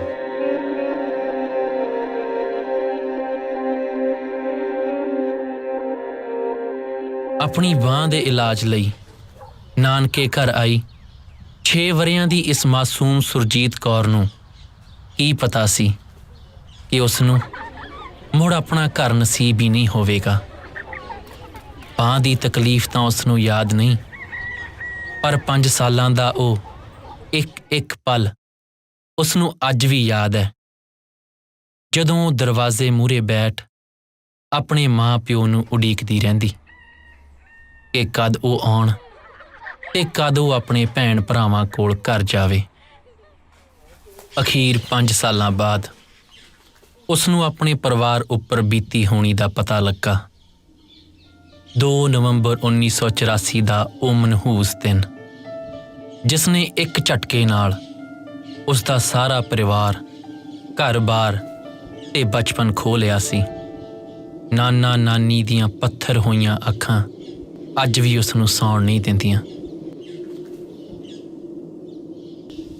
ਜੇਕਰ ਇਸ ਭਿਆਨਕ ਕਤਲੇਆਮ ਦੀ 17 ਸਾਲਾਂ ਤੱਕ ਕੋਈ ਉੱਗ-ਸੁੱਗ ਵੀ ਨਹੀਂ ਸੀ, ਇੱਥੋਂ ਤੱਕ ਕਿ ਜਿਸ ਕੌਮ ਦੇ ਲੋਕਾਂ ਨਾਲ ਇਹ ਹੋਣੀ ਵਾਪਰੀ, ਉਹ ਕੌਮ ਵੀ ਇਸ ਬਾਰੇ ਬੇਖਬਰ ਸੀ, ਤਾਂ ਅਜਿਹੇ ਹੋਰ ਕਿੰਨੇ ਹੋਂਦ ਚਿੱਲੜ ਅਜੇ ਹੋਣਗੇ, ਇਸ ਦਾ ਅੰਦਾਜ਼ਾ ਲਾਉਣਾ ਕੋਈ ਔਖਾ ਨਹੀਂ। This kind of a carnage cannot take place unless the police are complicit. Police ਦੀ ਮਿਲੀ ਭੁਗਤ ਤੋਂ ਬਿਨਾਂ ਐਡਾ ਵੱਡਾ ਕਤਲੇਆਮ ਹੋ ਹੀ ਨਹੀਂ ਸਕਦਾ। ਪੁਲਿਸ ਪੂਰੀ ਤਰ੍ਹਾਂ ਸ਼ਾਮਲ ਸੀ। ਉਹਦੀ ਉਦਾਹਰਨ ਆ ਤਰਲੋਕਪੁਰੀ ਦਾ ਕਤਲੇਆਮ।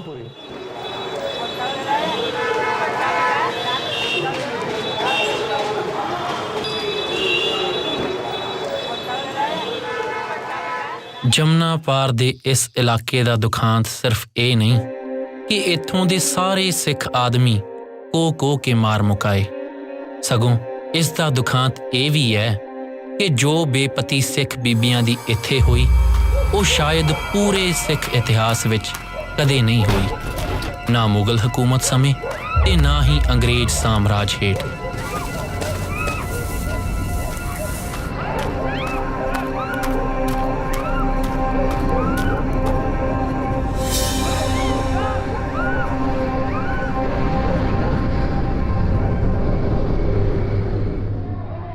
ਇਸ ਬਸਤੀ ਦੀਆਂ ਸਾਰੀਆਂ ਸਿੱਖ ਬੀਬੀਆਂ, ਕੀ ਬਜ਼ੁਰਗ ਕੀ ਬੱਚੀਆਂ, ਉਹਨਾਂ ਨੂੰ ਪਬਲਿਕਲੀ ਅਲਫ ਨੰਗਿਆਂ ਕਰ ਗੁਰਦੁਆਰਾ ਸਾਹਿਬ ਦੇ ਸਾਹਮਣੇ ਇਸ ਚੌਂਕ ਵਿੱਚ ਬਿਠਾਇਆ ਗਿਆ।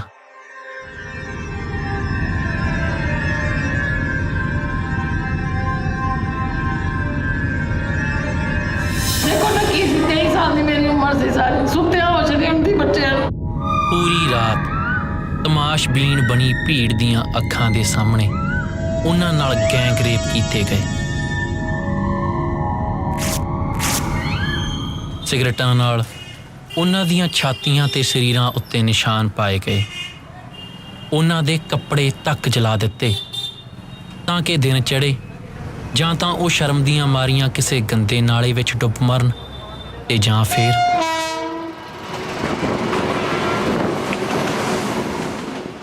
The machinery of India has been very consistent, is the word I want to use, in how it's represented atrocities, how it continues to conceal, and how it continues to deny.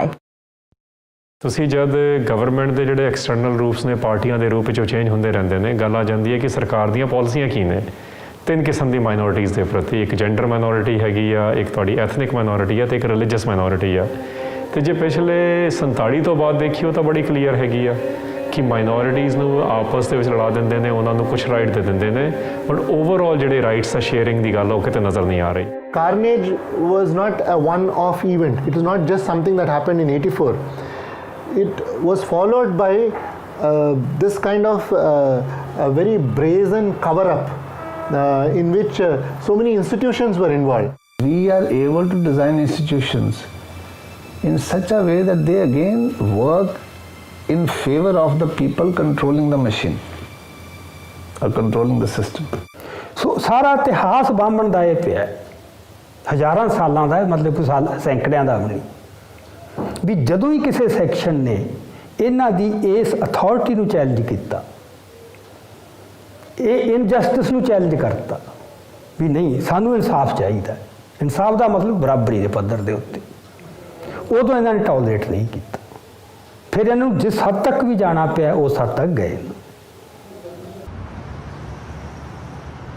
ਇੱਧਰ ਸਿੱਖ ਕੌਮ ਨੂੰ ਸਬਕ ਸਿਖਾਉਣ ਲਈ ਦਰਬਾਰ ਸਾਹਿਬ ਤੇ ਹਮਲਾ, ਤੇ ਫਿਰ ਆਪਰੇਸ਼ਨ ਵੁੱਡਰੋਜ਼ ਅਤੇ ਉਧਰ ਪੰਜਾਬ ਦੀ ਬਰਬਾਦੀ ਦੇ ਸਮਝੌਤੇ ਦੀ ਤਿਆਰੀ। ਰਾਜੀਵ ਲੌਂਗੋਵਾਲ ਅਕੋਰਡ, ਜਿਸ ਵਿੱਚ SYL ਨੂੰ ਖੁਦ ਪੱਟ ਕੇ ਦੇਣ ਦੇ ਸਮਝੌਤੇ ਤੇ ਦਸਤਖਤ ਕਰਵਾਏ ਗਏ। ਉਹ SYL ਜਿਸ ਨੂੰ ਰੋਕਣ ਦੀ ਗੁਸਤਾਖੀ ਬਦਲੇ ਭਾਰਤੀ ਹਕੂਮਤ ਨੇ ਸ੍ਰੀ ਅਕਾਲ ਤਖਤ ਸਾਹਿਬ ਨੂੰ ਖੰਡਰ ਬਣਾ ਦਿੱਤਾ ਸੀ। ਸਰਦਾਰ ਹਰਚੰਦ ਸਿੰਘ ਲੌਂਗੋਵਾਲ ਜਿਹੜੇ ਸੀਗੇ ਉਹਨਾਂ ਦੇ ਕੋਲ ਕੋਈ ਵਿਧਾਨਕ ਪੋਜੀਸ਼ਨ ਨਹੀਂ ਸੀਗੀ, ਇਸ ਕਰਕੇ ਬਹੁਤੇ ਜਿਹੜੇ ਮਾਰ ਕਹਿੰਦੇ ਆ ਵੀ ਇਹ ਸਮਝੌਤਾ ਵੈਲਿਡ ਨਹੀਂ ਗਿਣਿਆ ਜਾਣਾ ਚਾਹੀਦਾ। ਪਰ ਇਹ ਅੱਜ ਤੱਕ ਵੀ ਜਿੰਨੇ ਵੀ ਲੀਗਲ ਕੇਸ ਹੋਏ ਆ ਪੰਜਾਬ ਦੇ ਜਾਂ ਕੁਝ ਵੀ ਹੋ ਰਿਹਾ, ਜੋ ਕੁਝ ਵੀ ਹੋ ਰਿਹਾ ਉਹਦੇ ਵਿੱਚ ਇਸ ਸਮਝੌਤੇ ਦੀ ਗੱਲ ਕੀਤੀ ਜਾਂਦੀ ਆ, ਅੱਜ ਤੱਕ ਵੀ ਕੀਤੀ ਜਾਂਦੀ ਹੈ। ਇਹ ਸਿਰਫ ਪਾਣੀ ਦੀ ਗੱਲ ਨਹੀਂ ਸੀ, ਇਹ ਤਾਂ ਪੰਜਾਬੀਆਂ ਦੀ ਹੋਂਦ ਦਾ ਸਵਾਲ ਸੀ। ਉਹਨਾਂ ਦੀਆਂ ਆਉਣ ਵਾਲੀਆਂ ਨਸਲਾਂ ਦਾ ਭਵਿੱਖ ਨਿਰਭਰ ਹੈ ਇਸ ਤੇ, ਜਿਸ ਲਈ ਇੰਨਾ ਖੂਨ ਡੁੱਲਿਆ, ਇੰਨਾ ਕੁਛ ਹੋਇਆ।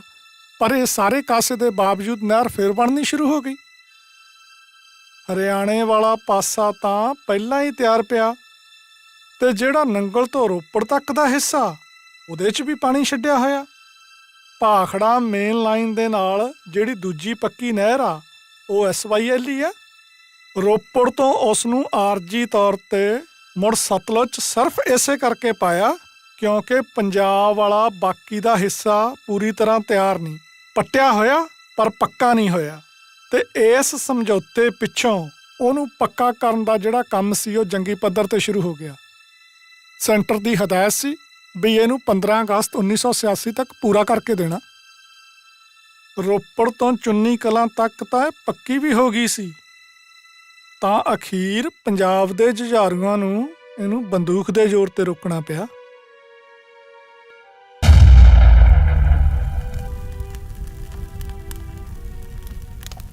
ਇਸ ਕੰਟੈਕਸਟ ਦੇ ਵਿੱਚ ਜਿਹੜੀ ਆ ਮਿਲੀਟੈਂਸੀ ਨੇ ਜਨਮ ਲਿਆ।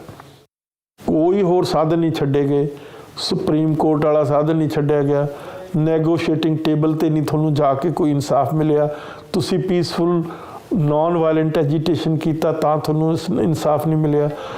ਤੁਹਾਡਾ ਜਿਹੜਾ ਸੈਂਟਮ ਸਿੰਟੋਰਮ ਸੀ, ਸਿੱਖੀ ਦਾ ਦਿਲ ਸੀ, ਉਸ ਨੂੰ ਤੈਸ਼ ਨੈਸ਼ ਕਰ ਦਿੱਤਾ ਤਾਂ ਤੁਹਾਨੂੰ ਇਨਸਾਫ ਨਹੀਂ ਮਿਲਿਆ। तो ये सारे कॉन्टेक्स्ट की एक ट्रैजिक स्टोरी है। And in democracy also, though we say democracy is substitute and without violence we can still create an equal society, it is not working out that way.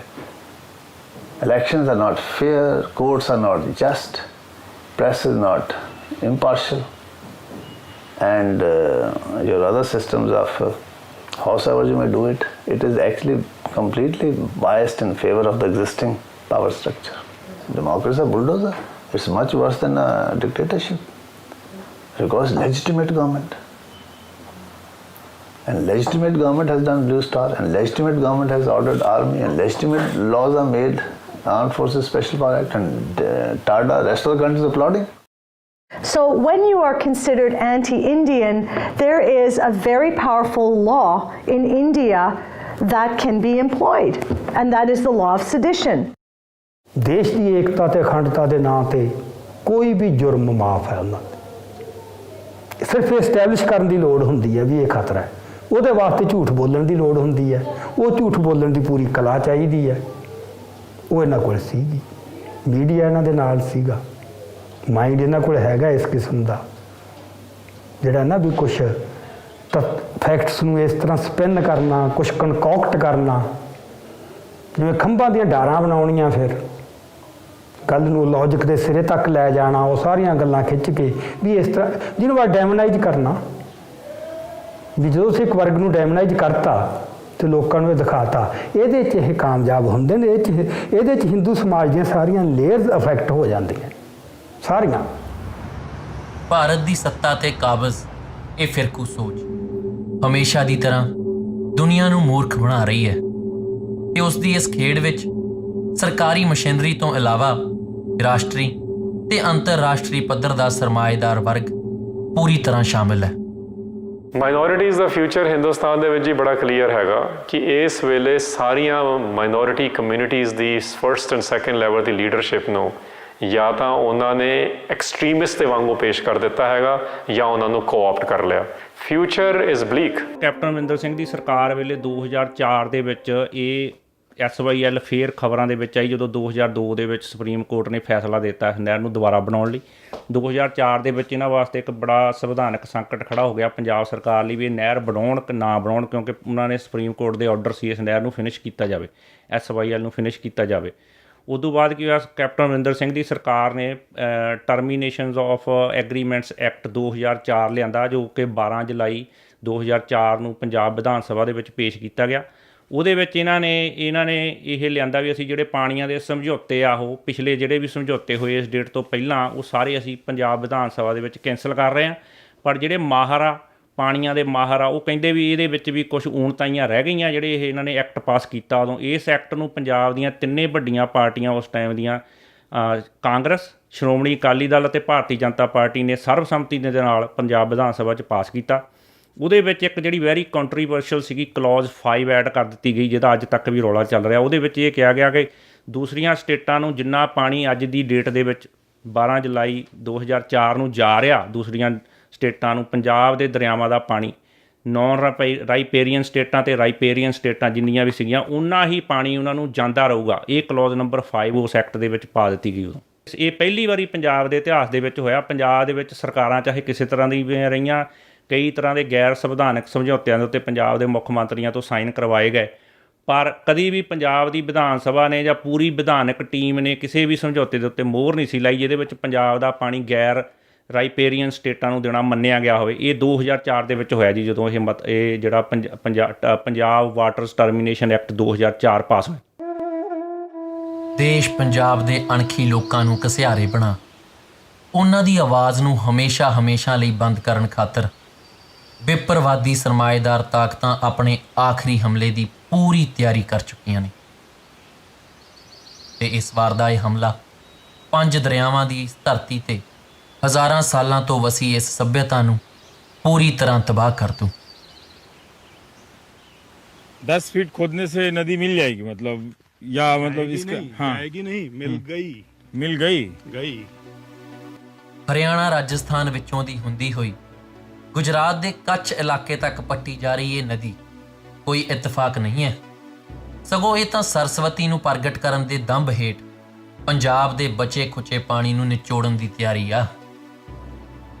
ओ सरस्वती देवी जिस दी हज़ारां सालां तो तां ये कह के पूजा हो रही आ कि वो प्रयाग च गंगा जमुना दे संगम च मिलण वाली तीजी गुप्त नदी आ त्रिवेणी, पर हुण वो अचानक पंजाब दे मोढा प्रगट हुई। ये नदी उस तरफ से आ रही थी, इस तरफ बह रही थी। और इस तरफ बहती हुई कहाँ जा रही है? रन ऑफ कच्छ की तरफ जा रही है। इस तरफ बहती हुई आगे कुरुक्षेत्र से आगे फिर बाकी जगहों से होती हुई एंड में जाके ये रन ऑफ कच्छ में जा रही थी। अच्छा, सरस्वती नदी का जितना भी हमारा ज्ञान है वो बेस्ड है ऋग्वेद पे। ऋग्वेद कहता है कि ये एक ऐसी नदी थी जो बहुत पानी साथ लेके चलती थी, गरजती थी, और इस नदी में पहाड़ों की श्रृंखलाएं जो हैं वो फूलों की तरह बहा करती थी। तो ये एक तरह से एक जियोलॉजिकल फैक्ट है जो ऋग्वेद में कैप्चर किया गया। इस फैक्ट्स को तो कई बार विवाद भी है कि अलग अलग लोगों ने दावा किया कि एक सरस्वती वो है जो प्रयाग वाली सरस्वती है। एक विवाद है कि जो अफगानिस्तान का जो हिस्सा है वहाँ पे भी एक सरस्वती नदी मिलती है, हेलमन सभ्यता जिसको कहते हैं। अगर ये पानी का चैनल है, धरती के भीतर बहुत सारे पानी के चैनल निकल सकते हैं, तो ये सरस्वती ही क्यों है? या सरस्वती है, अगर कोई कहे कि ये सरस्वती के अलावा कुछ और नदी हो सकती है, तो आपका तात्कालिक या प्रमाणिक जवाब क्या हो सकता है? मेरा जवाब ये है कि ये जो नदी है इसके अंदर ये कहना कि ये सरस्वती नहीं है, ये सरस्वती नहीं है का भी वही उत्तर है कि ये सरस्वती है। साडे ਲਈ चिंता ਦਾ विषा ਇਹ नहीं कि ਇੱਥੇ ਕੋਈ ਨਦੀ ਹੁੰਦੀ ਸੀ ਜਾਂ ਨਹੀਂ। ਜੇ ਹੁੰਦੀ ਸੀ ਤਾਂ ਉਹ ਸਰਸਵਤੀ ਹੀ ਸੀ ਜਾਂ ਕੋਈ ਹੋਰ। ਸਾਡੇ ਲਈ ਤਾਂ ਚਿੰਤਾ ਇਹ ਹੈ ਕਿ ਹਜ਼ਾਰਾਂ ਏਕੜ ਜ਼ਮੀਨ ਐਕਵਾਇਰ ਕਰਕੇ ਅਰਬਾਂ ਦੀ ਲਾਗਤ ਨਾਲ ਪੱਟੀ ਜਾਣ ਵਾਲੀ ਇਸ ਨਦੀ ਨੂੰ ਭਰਨਾ ਕਿਸ ਪਾਣੀ ਨਾਲ ਹੈ? आपके इस ट्रैक के मिलने से इसका सोर्स क्या होता है? तत्कालिक, मतलब तत्कालिक अगर आप ये सोर्स तो इसका जो है वो हायर हिमालयन ही है, ग्लेशिएटेड ही है। तो कई बार कहा था कि सतलज और यमुना के बीच बहती थी, कई बार कहता था कि सतलज ही इसकी सहायक नदी थी। जब हम सरस्वती की बात करते हैं तो ये चीज उसमें पक्का है कि उसमें पानी बहुत था, और पानी बहुत था तो लॉजिकल कंक्लूजन है कि बहुत सी बड़ी नदियां मिलके इसको बनाती होंगी। तो इसके अंदर जो सरस्वती है, इसके बड़ी नदियां मिलके बनाती हैं, बड़ी नदियां मिलके मतलब ये छोटी नदी थी तभी बड़ी नदियां मिलती। नहीं। ਲੱਖਾਂ ਸਾਲਾਂ ਤੋਂ ਅਲੋਪ ਤੇ ਪਿਆਸੀ ਪਈ ਇਸ ਸਰਸਵਤੀ ਨਦੀ ਨੂੰ ਪ੍ਰਗਟ ਕਰਕੇ ਇਸ ਦੀ ਪਿਆਸ ਬੁਝਾਉਣ ਲਈ ਕਿਹੜੇ ਦਰਿਆਵਾਂ ਦੇ ਰੁੱਖ ਮੋੜੇ ਜਾਣਗੇ? ਉੱਤਰੀ ਭਾਰਤ ਦੇ ਖਾਸ ਕਰਕੇ ਪੰਜਾਬ ਦੇ ਦਰਿਆਵਾਂ ਦਾ ਜਿਹੜਾ ਕੁਦਰਤੀ ਵਹਾਅ ਉਹ ਹਿਮਾਲਿਆ ਤੋਂ ਸਮੁੰਦਰ ਵਾਲੇ ਪਾਸੇ ਨੂੰ ਆ, ਉੱਚੇ ਤੋਂ ਨੀਵੇਂ ਪਾਸੇ ਨੂੰ, ਤੇ ਪਾਣੀ ਕਦੇ ਵੀ ਨੀਵੇਂ ਤੋਂ ਉੱਚੇ ਪਾਸੇ ਨੂੰ ਨਹੀਂ ਲਿਜਾਇਆ ਜਾ ਸਕਦਾ। ਇਸ ਕਰਕੇ ਸਰਸਵਤੀ ਵਿੱਚ ਜੇ ਕਿਸੇ ਦਰਿਆ ਦਾ ਪਾਣੀ ਪਾਇਆ ਜਾ ਸਕਦਾ ਤਾਂ ਉਹ ਸਿਰਫ ਤੇ ਸਿਰਫ ਸਤਲੁਜ ਦਾ, ਹੋਰ ਕੋਈ ਪਾਣੀ ਉਹਦੇ ਵਿੱਚ ਪੈ ਹੀ ਨਹੀਂ ਸਕਦਾ ਸਿਵਾਏ ਸਤਲੁਜ ਦੇ ਪਾਣੀ ਦੇ। सर अगर मान लीजिए वो चैनल आपने खुद दिया, वहाँ पे एक पानी, अभी तो ये पानी नहीं है, तो यानी कि उसमें किसी और चैनल से पानी डालेंगे तो किसी ना किसी जो स्वाभाविक चैनल उसके साथ नाइंसाफी होगी ना, उसको भरने के लिए, टूरिस्ट स्पॉट बनाने के लिए। ਜਿਹੜਾ SYL ਕਨਾਲ ਦਾ ਮੁੱਦਾ ਸੀਗਾ, ਇਹ ਤਾਂ ਉਸ ਤੋਂ ਵੱਡਾ ਇੱਕ ਜਿਹੜਾ ਛੜਯੰਤਰ ਰਚਿਆ ਜਾ ਰਿਹਾ, ਜਿਹਦੇ ਵਿੱਚ ਕੱਲ ਇਹ ਕਿਹਾ ਜਾਊਗਾ ਕਿ ਇਹ ਧਾਰਮਿਕ ਮੁੱਦਾ ਬਣਾਇਆ ਜਾਊਗਾ, ਉਹਦੇ ਵਾਸਤੇ ਪਾਣੀ ਖੋਹਣ ਵਾਸਤੇ ਸਾਰੇ ਮੁਲਕ ਨੂੰ ਤਿਆਰ ਕਰ ਲਿਆ ਜਾਊਗਾ। ਤੇ ਉਹ ਪਾਣੀ ਕਿੱਥੋਂ ਆਊਗਾ? ਉਹ ਪਾਣੀ ਨੈਚੁਰਲੀ ਆ, ਜਿਹੜਾ ਸਾਡੇ ਕੋਲ ਅੱਜ 1.5 ਆਬ ਬਚ ਗਿਆ ਹੈਗਾ, ਉਸ ਦੇ ਵਿੱਚੋਂ ਜਿਹੜਾ ਪਾਣੀ ਹੈਗਾ ਆ ਉਹ ਖੋਹ ਕੇ ਉਹਨਾਂ ਨੇ ਦੇ ਦੇਣਾ। SYL 'ਚ ਕੁੱਲ 3.6 ਮਿਲੀਅਨ ਏਕੜ ਫੁੱਟ ਪਾਣੀ ਛੱਡਣਾ ਸੀ। ਜਦੋਂ 1985 'ਚ SYL ਬਣਨੀ ਰੁਕੀ ਤਾਂ ਉਹਨਾਂ 2.1 ਮਿਲੀਅਨ ਏਕੜ ਫੁੱਟ ਪਾਣੀ ਨੂੰ ਰੋਪੜ ਕੋਲੋਂ ਭਾਖੜਾ ਨਹਿਰ 'ਚ ਪਾਤਾ। ਹੁਣ ਬਚਿਆ 1.5 ਮਿਲੀਅਨ ਏਕੜ ਫੁੱਟ ਪਾਣੀ, ਉਹਦੇ ਵਿੱਚੋਂ 450 ਕਿਊਸਿਕ ਹੁਣ ਫੇਰ 1 ਮਈ 2015 ਨੂੰ ਭਾਖੜਾ ਨਹਿਰ ਦੇ ਕਿਨਾਰਿਆਂ ਨੂੰ 2-2 ਫੁੱਟ ਉੱਚੇ ਕਰਕੇ ਉਹਦੇ 'ਚ ਛੱਡਤਾ। ਹੁਣ ਜਦੋਂ SYL ਦਾ ਬਹੁਤਾ ਪਾਣੀ ਤਾਂ ਪਹਿਲਾਂ ਹੀ ਹਰਿਆਣੇ 'ਚ ਜਾ ਰਿਹਾ ਤਾਂ SYL ਤਾਂ ਕੋਈ ਵੱਡਾ ਮੁੱਦਾ ਰਿਹਾ ਨਾ। ਮੁੱਦਾ ਤਾਂ ਸਰਸਵਤੀ ਆ, ਜਿਹਦੇ ਵਿੱਚ ਬਚਿਆ ਪਾਣੀ ਵੀ ਬਾਹਰ ਚਲੇ ਜਾਣਾ ਵਾ। ਪਰ ਜਿਹੜਾ ਇੱਕ ਮੁੱਦਾ ਹੀ ਧਾਰਮਿਕ ਤੌਰ ਦੇ ਉੱਤੇ ਉਭਾਰਿਆ ਜਾ ਰਿਹਾ, ਉਹਦੇ ਅੰਡਰ ਜਾ ਕੇ ਕਿਸੇ ਵੀ ਦੂਜੇ ਜਗ੍ਹਾ 'ਚ ਰਹਿਣ ਵਾਲੇ ਬੰਦਿਆਂ ਦੀ ਜੈਨੋਸਾਈਡ ਜਿਹੜੀ ਆ, ਮੇਰੇ ਖਿਆਲ ਨਾਲ ਆਰਥਿਕ ਤੇ ਜਿਸਮਾਨੀ ਬੜੀ ਸੌਖੀ ਹੋ ਜਾਂਦੀ ਹੈ। ਹੁਣ ਜੇ ਸਰਸਵਤੀ ਨੂੰ ਪੰਜਾਬ ਦੇ ਰਾਹੀਂ ਪਾਣੀ ਨਾ ਵੀ ਭੇਜ ਸਕੇ ਇਹ, ਤਾਂ ਪਲਾਨ B ਵੀ ਤਿਆਰ ਆ। ਜਿਸ ਤਰੀਕੇ ਨਾਲ ਬਿਆਸ ਦਾ ਪਾਣੀ ਹਿਮਾਚਲ ਦੇ ਵਿੱਚ ਟਨਲਾਂ ਪੱਟ ਕੇ ਤੇ ਉਹਨਾਂ ਨੇ ਸਤਲੁਜ ਦੇ ਵਿੱਚ ਰਲਾਇਆ, ਉਸੇ ਤਰੀਕੇ ਨਾਲ ਹੀ ਸਤਲੁਜ ਦਾ ਪਾਣੀ ਵੀ ਸਰਸਵਤੀ ਤੱਕ ਜਾ ਸਕਦਾ। ਸਰਸਵਤੀ ਹੈਰੀਟੇਜ ਬੋਰਡ ਨੇ ਤਾਂ ਇਹ ਪਲਾਨ ਆਲਰੇਡੀ ਪ੍ਰਪੋਜ਼ ਕਰਤੀ ਆ, ਜਿਹਦੇ ਵਿੱਚ 3 ਡੈਮਾਂ ਦਾ ਉਹਨਾਂ ਜ਼ਿਕਰ ਕੀਤਾ, ਆਦਬਦਰੀ, ਲੋਹਗੜ੍ਹ ਤੇ ਹਰੀਪੁਰ। ਇਹਨਾਂ ਜਗ੍ਹਾ ਤੇ ਡੈਮ ਬਣਾ ਕੇ ਪਾਣੀ ਦੇ ਬਹਾਅ ਨੂੰ ਬਦਲ ਕੇ ਹਿਮਾਚਲ ਵਿੱਚੋਂ ਹੀ ਸਰਸਵਤੀ ਦੇ ਵਿੱਚ ਲਿਜਾਇਆ ਜਾਣਾ। ਪਰ ਇਹ ਹੋਊਗਾ ਗੈਰ ਕਾਨੂੰਨੀ। ਅੰਤਰਰਾਸ਼ਟਰੀ ਕਾਨੂੰਨ ਰਾਹੀਂ ਵੀ ਤੇ ਹਿੰਦੁਸਤਾਨ ਦੇ ਕਾਨੂੰਨ ਰਾਹੀਂ ਵੀ ਇਹ ਪੰਜਾਬੀਆਂ ਨੂੰ ਭੁੱਲਣਾ ਨਹੀਂ ਚਾਹੀਦਾ, ਇਹ ਬਿਲਕੁਲ ਗੈਰ ਕਾਨੂੰਨੀ ਹੋਊਗਾ। ਰਿਪੇਰੀਅਨ ਕਾਨੂੰਨ ਮੁਤਾਬਕ ਹਿਮਾਚਲ ਸਿਰਫ ਆਪਣੀਆਂ ਜ਼ਰੂਰਤਾਂ ਲਈ ਆਪਣੇ ਹਿੱਸੇ ਦਾ ਪਾਣੀ ਵਰਤ ਸਕਦਾ, ਪਰ ਉਹ ਪਾਣੀ ਦੇ ਕੁਦਰਤੀ ਵਹਾਅ ਨੂੰ ਰੋਕ ਕੇ ਜਾਂ ਬਦਲ ਕੇ ਗੈਰ ਰਿਪੇਰੀਅਨ ਸਟੇਟਾਂ ਨੂੰ ਨਹੀਂ ਦੇ ਸਕਦਾ, ਕਿਉਂਕਿ ਉਸ ਪਾਣੀ ਤੇ ਹੱਕ ਲੋਅਰ ਰਿਪੇਰੀਅਨ ਰਾਜ ਦਾ ਹੁੰਦਾ, ਜਾਣੀ ਕਿ ਪੰਜਾਬ ਦਾ। ਪਰ ਭਾਰਤੀ ਸਰਕਾਰ ਨੇ ਸੰਵਿਧਾਨ ਦੀਆਂ ਧੱਜੀਆਂ ਉਡਾ ਪੰਜਾਬ ਦੇ ਇਸ ਹੱਕ ਤੇ ਡਾਕਾ ਮਾਰਿਆ। ਔਰ ਜੇਕਰ ਆਪਾਂ ਇਹਦੇ ਬਾਰੇ ਨਾ ਖਿਆਲ ਕੀਤਾ ਜਾਂ ਅੱਜ ਨਾ ਬੋਲੇ ਤਾਂ ਇਹ ਪੱਕੀ ਗੱਲ ਹੈ ਕਿ ਪਾਣੀ ਉਹਨਾਂ ਨੇ ਫਿਰ ਲੈ ਵੀ ਜਾਣਾ ਆ, ਤੇ ਅਸੀਂ ਨੁਕਸਾਨ ਵੀ ਜਿਹੜਾ ਕਦੀ ਵੀ ਨਹੀਂ, ਅਸੀਂ ਪਿਛਲੀ ਹਿਸਟਰੀ 'ਚ ਨਹੀਂ ਕਰਾਇਆ, ਇਸ ਤੋਂ ਵੀ ਕਿਤੇ ਬਹੁਤ ਜ਼ਿਆਦਾ ਨੁਕਸਾਨ ਜਿਹੜਾ ਕਦੀ ਸੋਚਿਆ ਨਹੀਂ ਹੋਊਗਾ, ਉਹੋ ਜਿਹਾ ਨੁਕਸਾਨ ਹੋਊਗਾ। ਹੋਰ ਪਾਣੀ ਦੀ ਤਾਂ ਗੱਲ ਛੱਡੋ, ਜੇ ਅਸੀਂ ਆਪਣਾ ਪਹਿਲਾ ਜਾਂਦਾ ਪਾਣੀ ਨਾ ਰੋਕਿਆ ਤਾਂ ਪੰਜਾਬ ਨੂੰ ਰੇਗਿਸਤਾਨ ਹੋਣ ਤੋਂ ਕੋਈ ਨਹੀਂ ਬਚਾ ਸਕਦਾ। ਤੇ ਇਸ ਲੁੱਟ ਨੂੰ ਰੋਕਣ ਲਈ ਸਾਨੂੰ 1966 ਦੇ ਰੀਆਰਗੇਨਾਈਜੇਸ਼ਨ ਐਕਟ ਤੇ 2004 ਦੇ ਟਰਮੀਨੇਸ਼ਨ ਆਫ ਵਾਟਰ ਐਕਟ ਦੀ ਧਾਰਾ 5 ਉਸ ਨੂੰ ਮੁੱਢੋਂ ਰੱਦ ਕਰਨਾ ਪਊ। ਪੰਜਾਬ ਦੇ ਜਿਹੜੇ ਸਿਆਸੀ ਨੇਤਾ ਆ ਕਦੀ ਵੀ ਇਹਨਾਂ ਕਲੌਜ਼ਸ ਨੂੰ 78, 79, 80 ਨੂੰ ਰੱਦ ਕਰਾਉਣ ਦੀ ਮੰਗ ਨਹੀਂ ਕਰਦੇ ਸੈਂਟਰ ਸਰਕਾਰ ਤੋਂ, ਜਦ ਕਿ ਅਸਲੀ ਪੁਆੜੇ ਦੀ ਜੜ ਇਹ ਕਲੌਜ਼ਸ ਆ ਇਸ ਸਾਰੇ ਦਰਿਆਈ ਪਾਣੀਆਂ ਦੇ ਝਗੜੇ ਦੀ। ਪੰਜਾਬ ਦੀ ਬਿਜਲੀ ਦੇ ਜੋ ਬਿਜਲੀ ਦੂਸਰੀਆਂ ਸਟੇਟਾਂ ਨੂੰ ਜਾ ਰਹੀ ਆ, ਜਾਂ ਪੰਜਾਬ ਦੇ ਜਿਹੜੇ ਹੈੱਡ ਵਰਕਸ ਨੇ ਦਰਿਆਵਾਂ ਦੇ ਉੱਤੇ ਬਣੇ ਹੋਏ, ਉਹ ਸਾਰੀਆਂ ਜਿਹੜੀਆਂ ਡੈਮਾਂ ਦੇ ਜੋ ਵੀ ਆਪਣਾ ਨਹਿਰਾਂ ਨੇ ਪੰਜਾਬ ਦੇ ਵਿੱਚ, ਸਾਰਾ ਇਹ ਕਲੌਜ਼ਸ ਉਹਦੇ 'ਤੇ ਸੈਂਟਰ ਕੰਟਰੋਲ ਕਰਦਾ ਜੀ। ਇਹ ਜਿਹੜੀਆਂ ਕਲੌਜ਼ਸ ਜਿੰਨੀ ਦੇਰ ਤੱਕ ਅਮੈਂਡ ਨਹੀਂ ਹੁੰਦੀਆਂ ਜਾਂ ਡਿਲੀਟ ਨਹੀਂ ਹੁੰਦੀਆਂ, ਪੰਜਾਬ ਦੇ ਜਿਹੜੇ ਦਰਿਆਈ ਪਾਣੀਆਂ ਦਾ ਕੋਈ ਸੋਲੂਸ਼ਨ ਨਹੀਂ ਨਿਕਲਣਾ। If we want to avoid future violence, we have to start to question the state and its actions. ਗੱਲ ਇੰਪੋਰਟੈਂਟ ਇਹ ਨਹੀਂ ਹੁੰਦੀ ਵੀ ਤੁਸੀਂ ਸਰਕਾਰ ਦੇ ਖਿਲਾਫ ਲੜਦੇ ਹੋ ਕਿ ਨਹੀਂ ਲੜਦੇ, ਗੱਲ ਇਹ ਹੈ ਤੁਸੀਂ ਲੜਦੇ ਕਿਹੜੇ ਪੈਂਤੜੇ ਤੋਂ।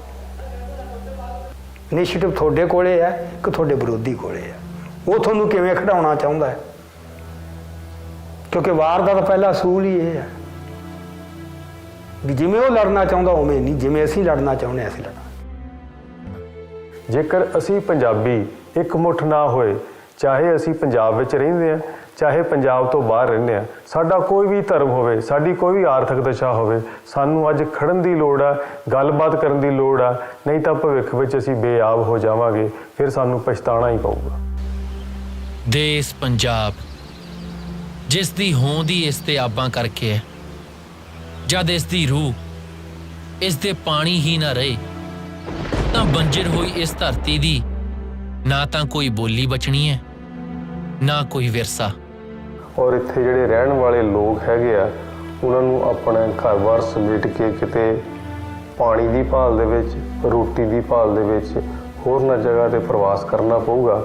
ਔਰ ਜਿਹੜੀ ਸਾਡੀ ਇਹ ਗੁਰੂਆਂ ਦੀ ਧਰਤੀ ਹੈ, ਜਿਹਦੇ ਨਾਲ ਸਾਡਾ ਪਿਆਰ ਆ, ਉਹ ਜਿਹੜੀ ਹੈਗੀ ਆ ਉੱਥੋਂ ਦੇ ਰਹਿਣ ਵਾਲੇ ਜਿਹੜੇ ਵਸਨੀਕ ਨੇ, ਉਹ ਕਿਸੇ ਨਾ ਕਿਸੇ ਦਿਨ ਫਿਰ ਆਪਾਂ ਮਿਊਜ਼ੀਅਮ 'ਚ ਦੇਖਿਆ ਕਰਾਂਗੇ ਕਿ ਇਹੋ ਜਿਹੇ ਪੰਜਾਬੀ ਸੀਗੇ, ਇਹੋ ਜਿਹਾ ਇਹਨਾਂ ਦਾ ਕਲਚਰ ਸੀਗਾ, ਇੱਦਾਂ ਦਾ ਰੰਗਲਾ ਪੰਜਾਬ ਸੀਗਾ। ਉਹ ਰੰਗ ਰੂੰਗ ਖਤਮ ਹੋ ਜਾਣੇ ਆ, ਇੱਕੋ ਹੀ ਰੰਗ ਰਹਿ ਜਾਣਾ, ਉਹ ਮਿੱਟੀ ਦਾ, ਉਹ ਰੇਗਿਸਤਾਨ ਬਣ ਜੂਗਾ। ਪੰਜਾਬ ਦਾ ਹਜ਼ਾਰਾਂ ਸਾਲਾਂ ਦਾ ਇਤਿਹਾਸ ਆ, ਕੋਈ 100-200 ਸਾਲ ਦੀ ਗੱਲ ਨਹੀਂ। ਇਹਨੇ ਵੱਡੇ ਵੱਡੇ ਜਾਨਵਰਾਂ ਦੇ ਮੂੰਹ ਮੋੜੇ ਨੇ। ਇਹ ਇਸ ਮਿੱਟੀ ਦੀ, ਇਸ ਪਾਣੀ ਦੀ ਖਾਸੀਅਤ ਆ। ਨਿਸ਼ਾਨਾ ਵੀ ਇਹਨੂੰ ਇਸੇ ਕਰਕੇ ਬਣਾਇਆ ਜਾ ਰਿਹਾ ਕਿ ਇਸ ਧਰਤੀ ਨੂੰ ਹੀ ਉਜਾੜ ਦਿਓ। ਜੇਕਰ ਅਸੀਂ ਆਪਣੇ ਪੰਜਾਬ ਦੇ ਪਾਣੀ ਨੂੰ ਨਾ ਬਚਾ ਸਕੇ, ਸਾਡਾ ਜਿਹੜਾ ਨਾਂ ਪੰਜ ਆਬੀ ਜਾਂ ਪੰਜ ਆਬ ਤੋਂ ਬਣਿਆ ਆ, ਜਿਹੜਾ ਕਿ ਅੱਜ 1.5 ਆਬ ਤੇ ਖੜਾ ਆ, ਇਹ ਆਬ ਜਦੋਂ ਸਾਡੇ ਕੋਲ ਨਾ ਰਿਹਾ ਤਾਂ ਸਾਡੀ ਹੋਂਦ ਵੀ ਇਸ ਦੁਨੀਆ ਤੋਂ ਮੁੱਕ ਜਾਊਗੀ। ਤੇ ਇਸ ਵਾਰ ਦਾ ਇਹ ਹਮਲਾ ਆਖਰੀ ਹੋ ਨਿਬੜੂ ਜੇ ਅਸੀਂ ਕੁਤਾਹੀ ਕਰ ਗਏ।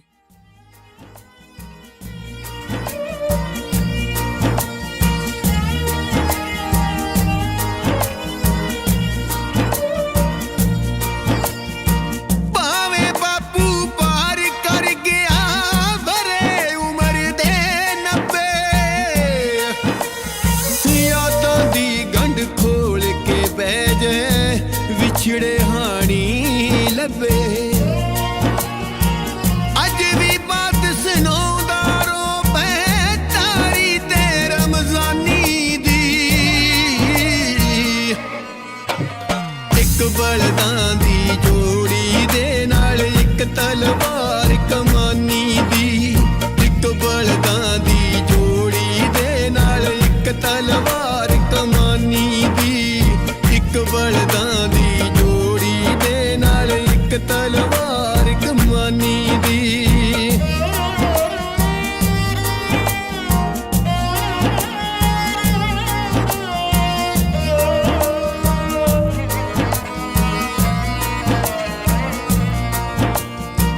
ਕਿੰਨੀ ਵਾਰੀ ਧਰਤ ਮੇਰੀ ਏ ਗਈ ਲਹੂ ਨਾਲ ਰੰਗੀ, ਇੱਕ ਸੁਪਨੇ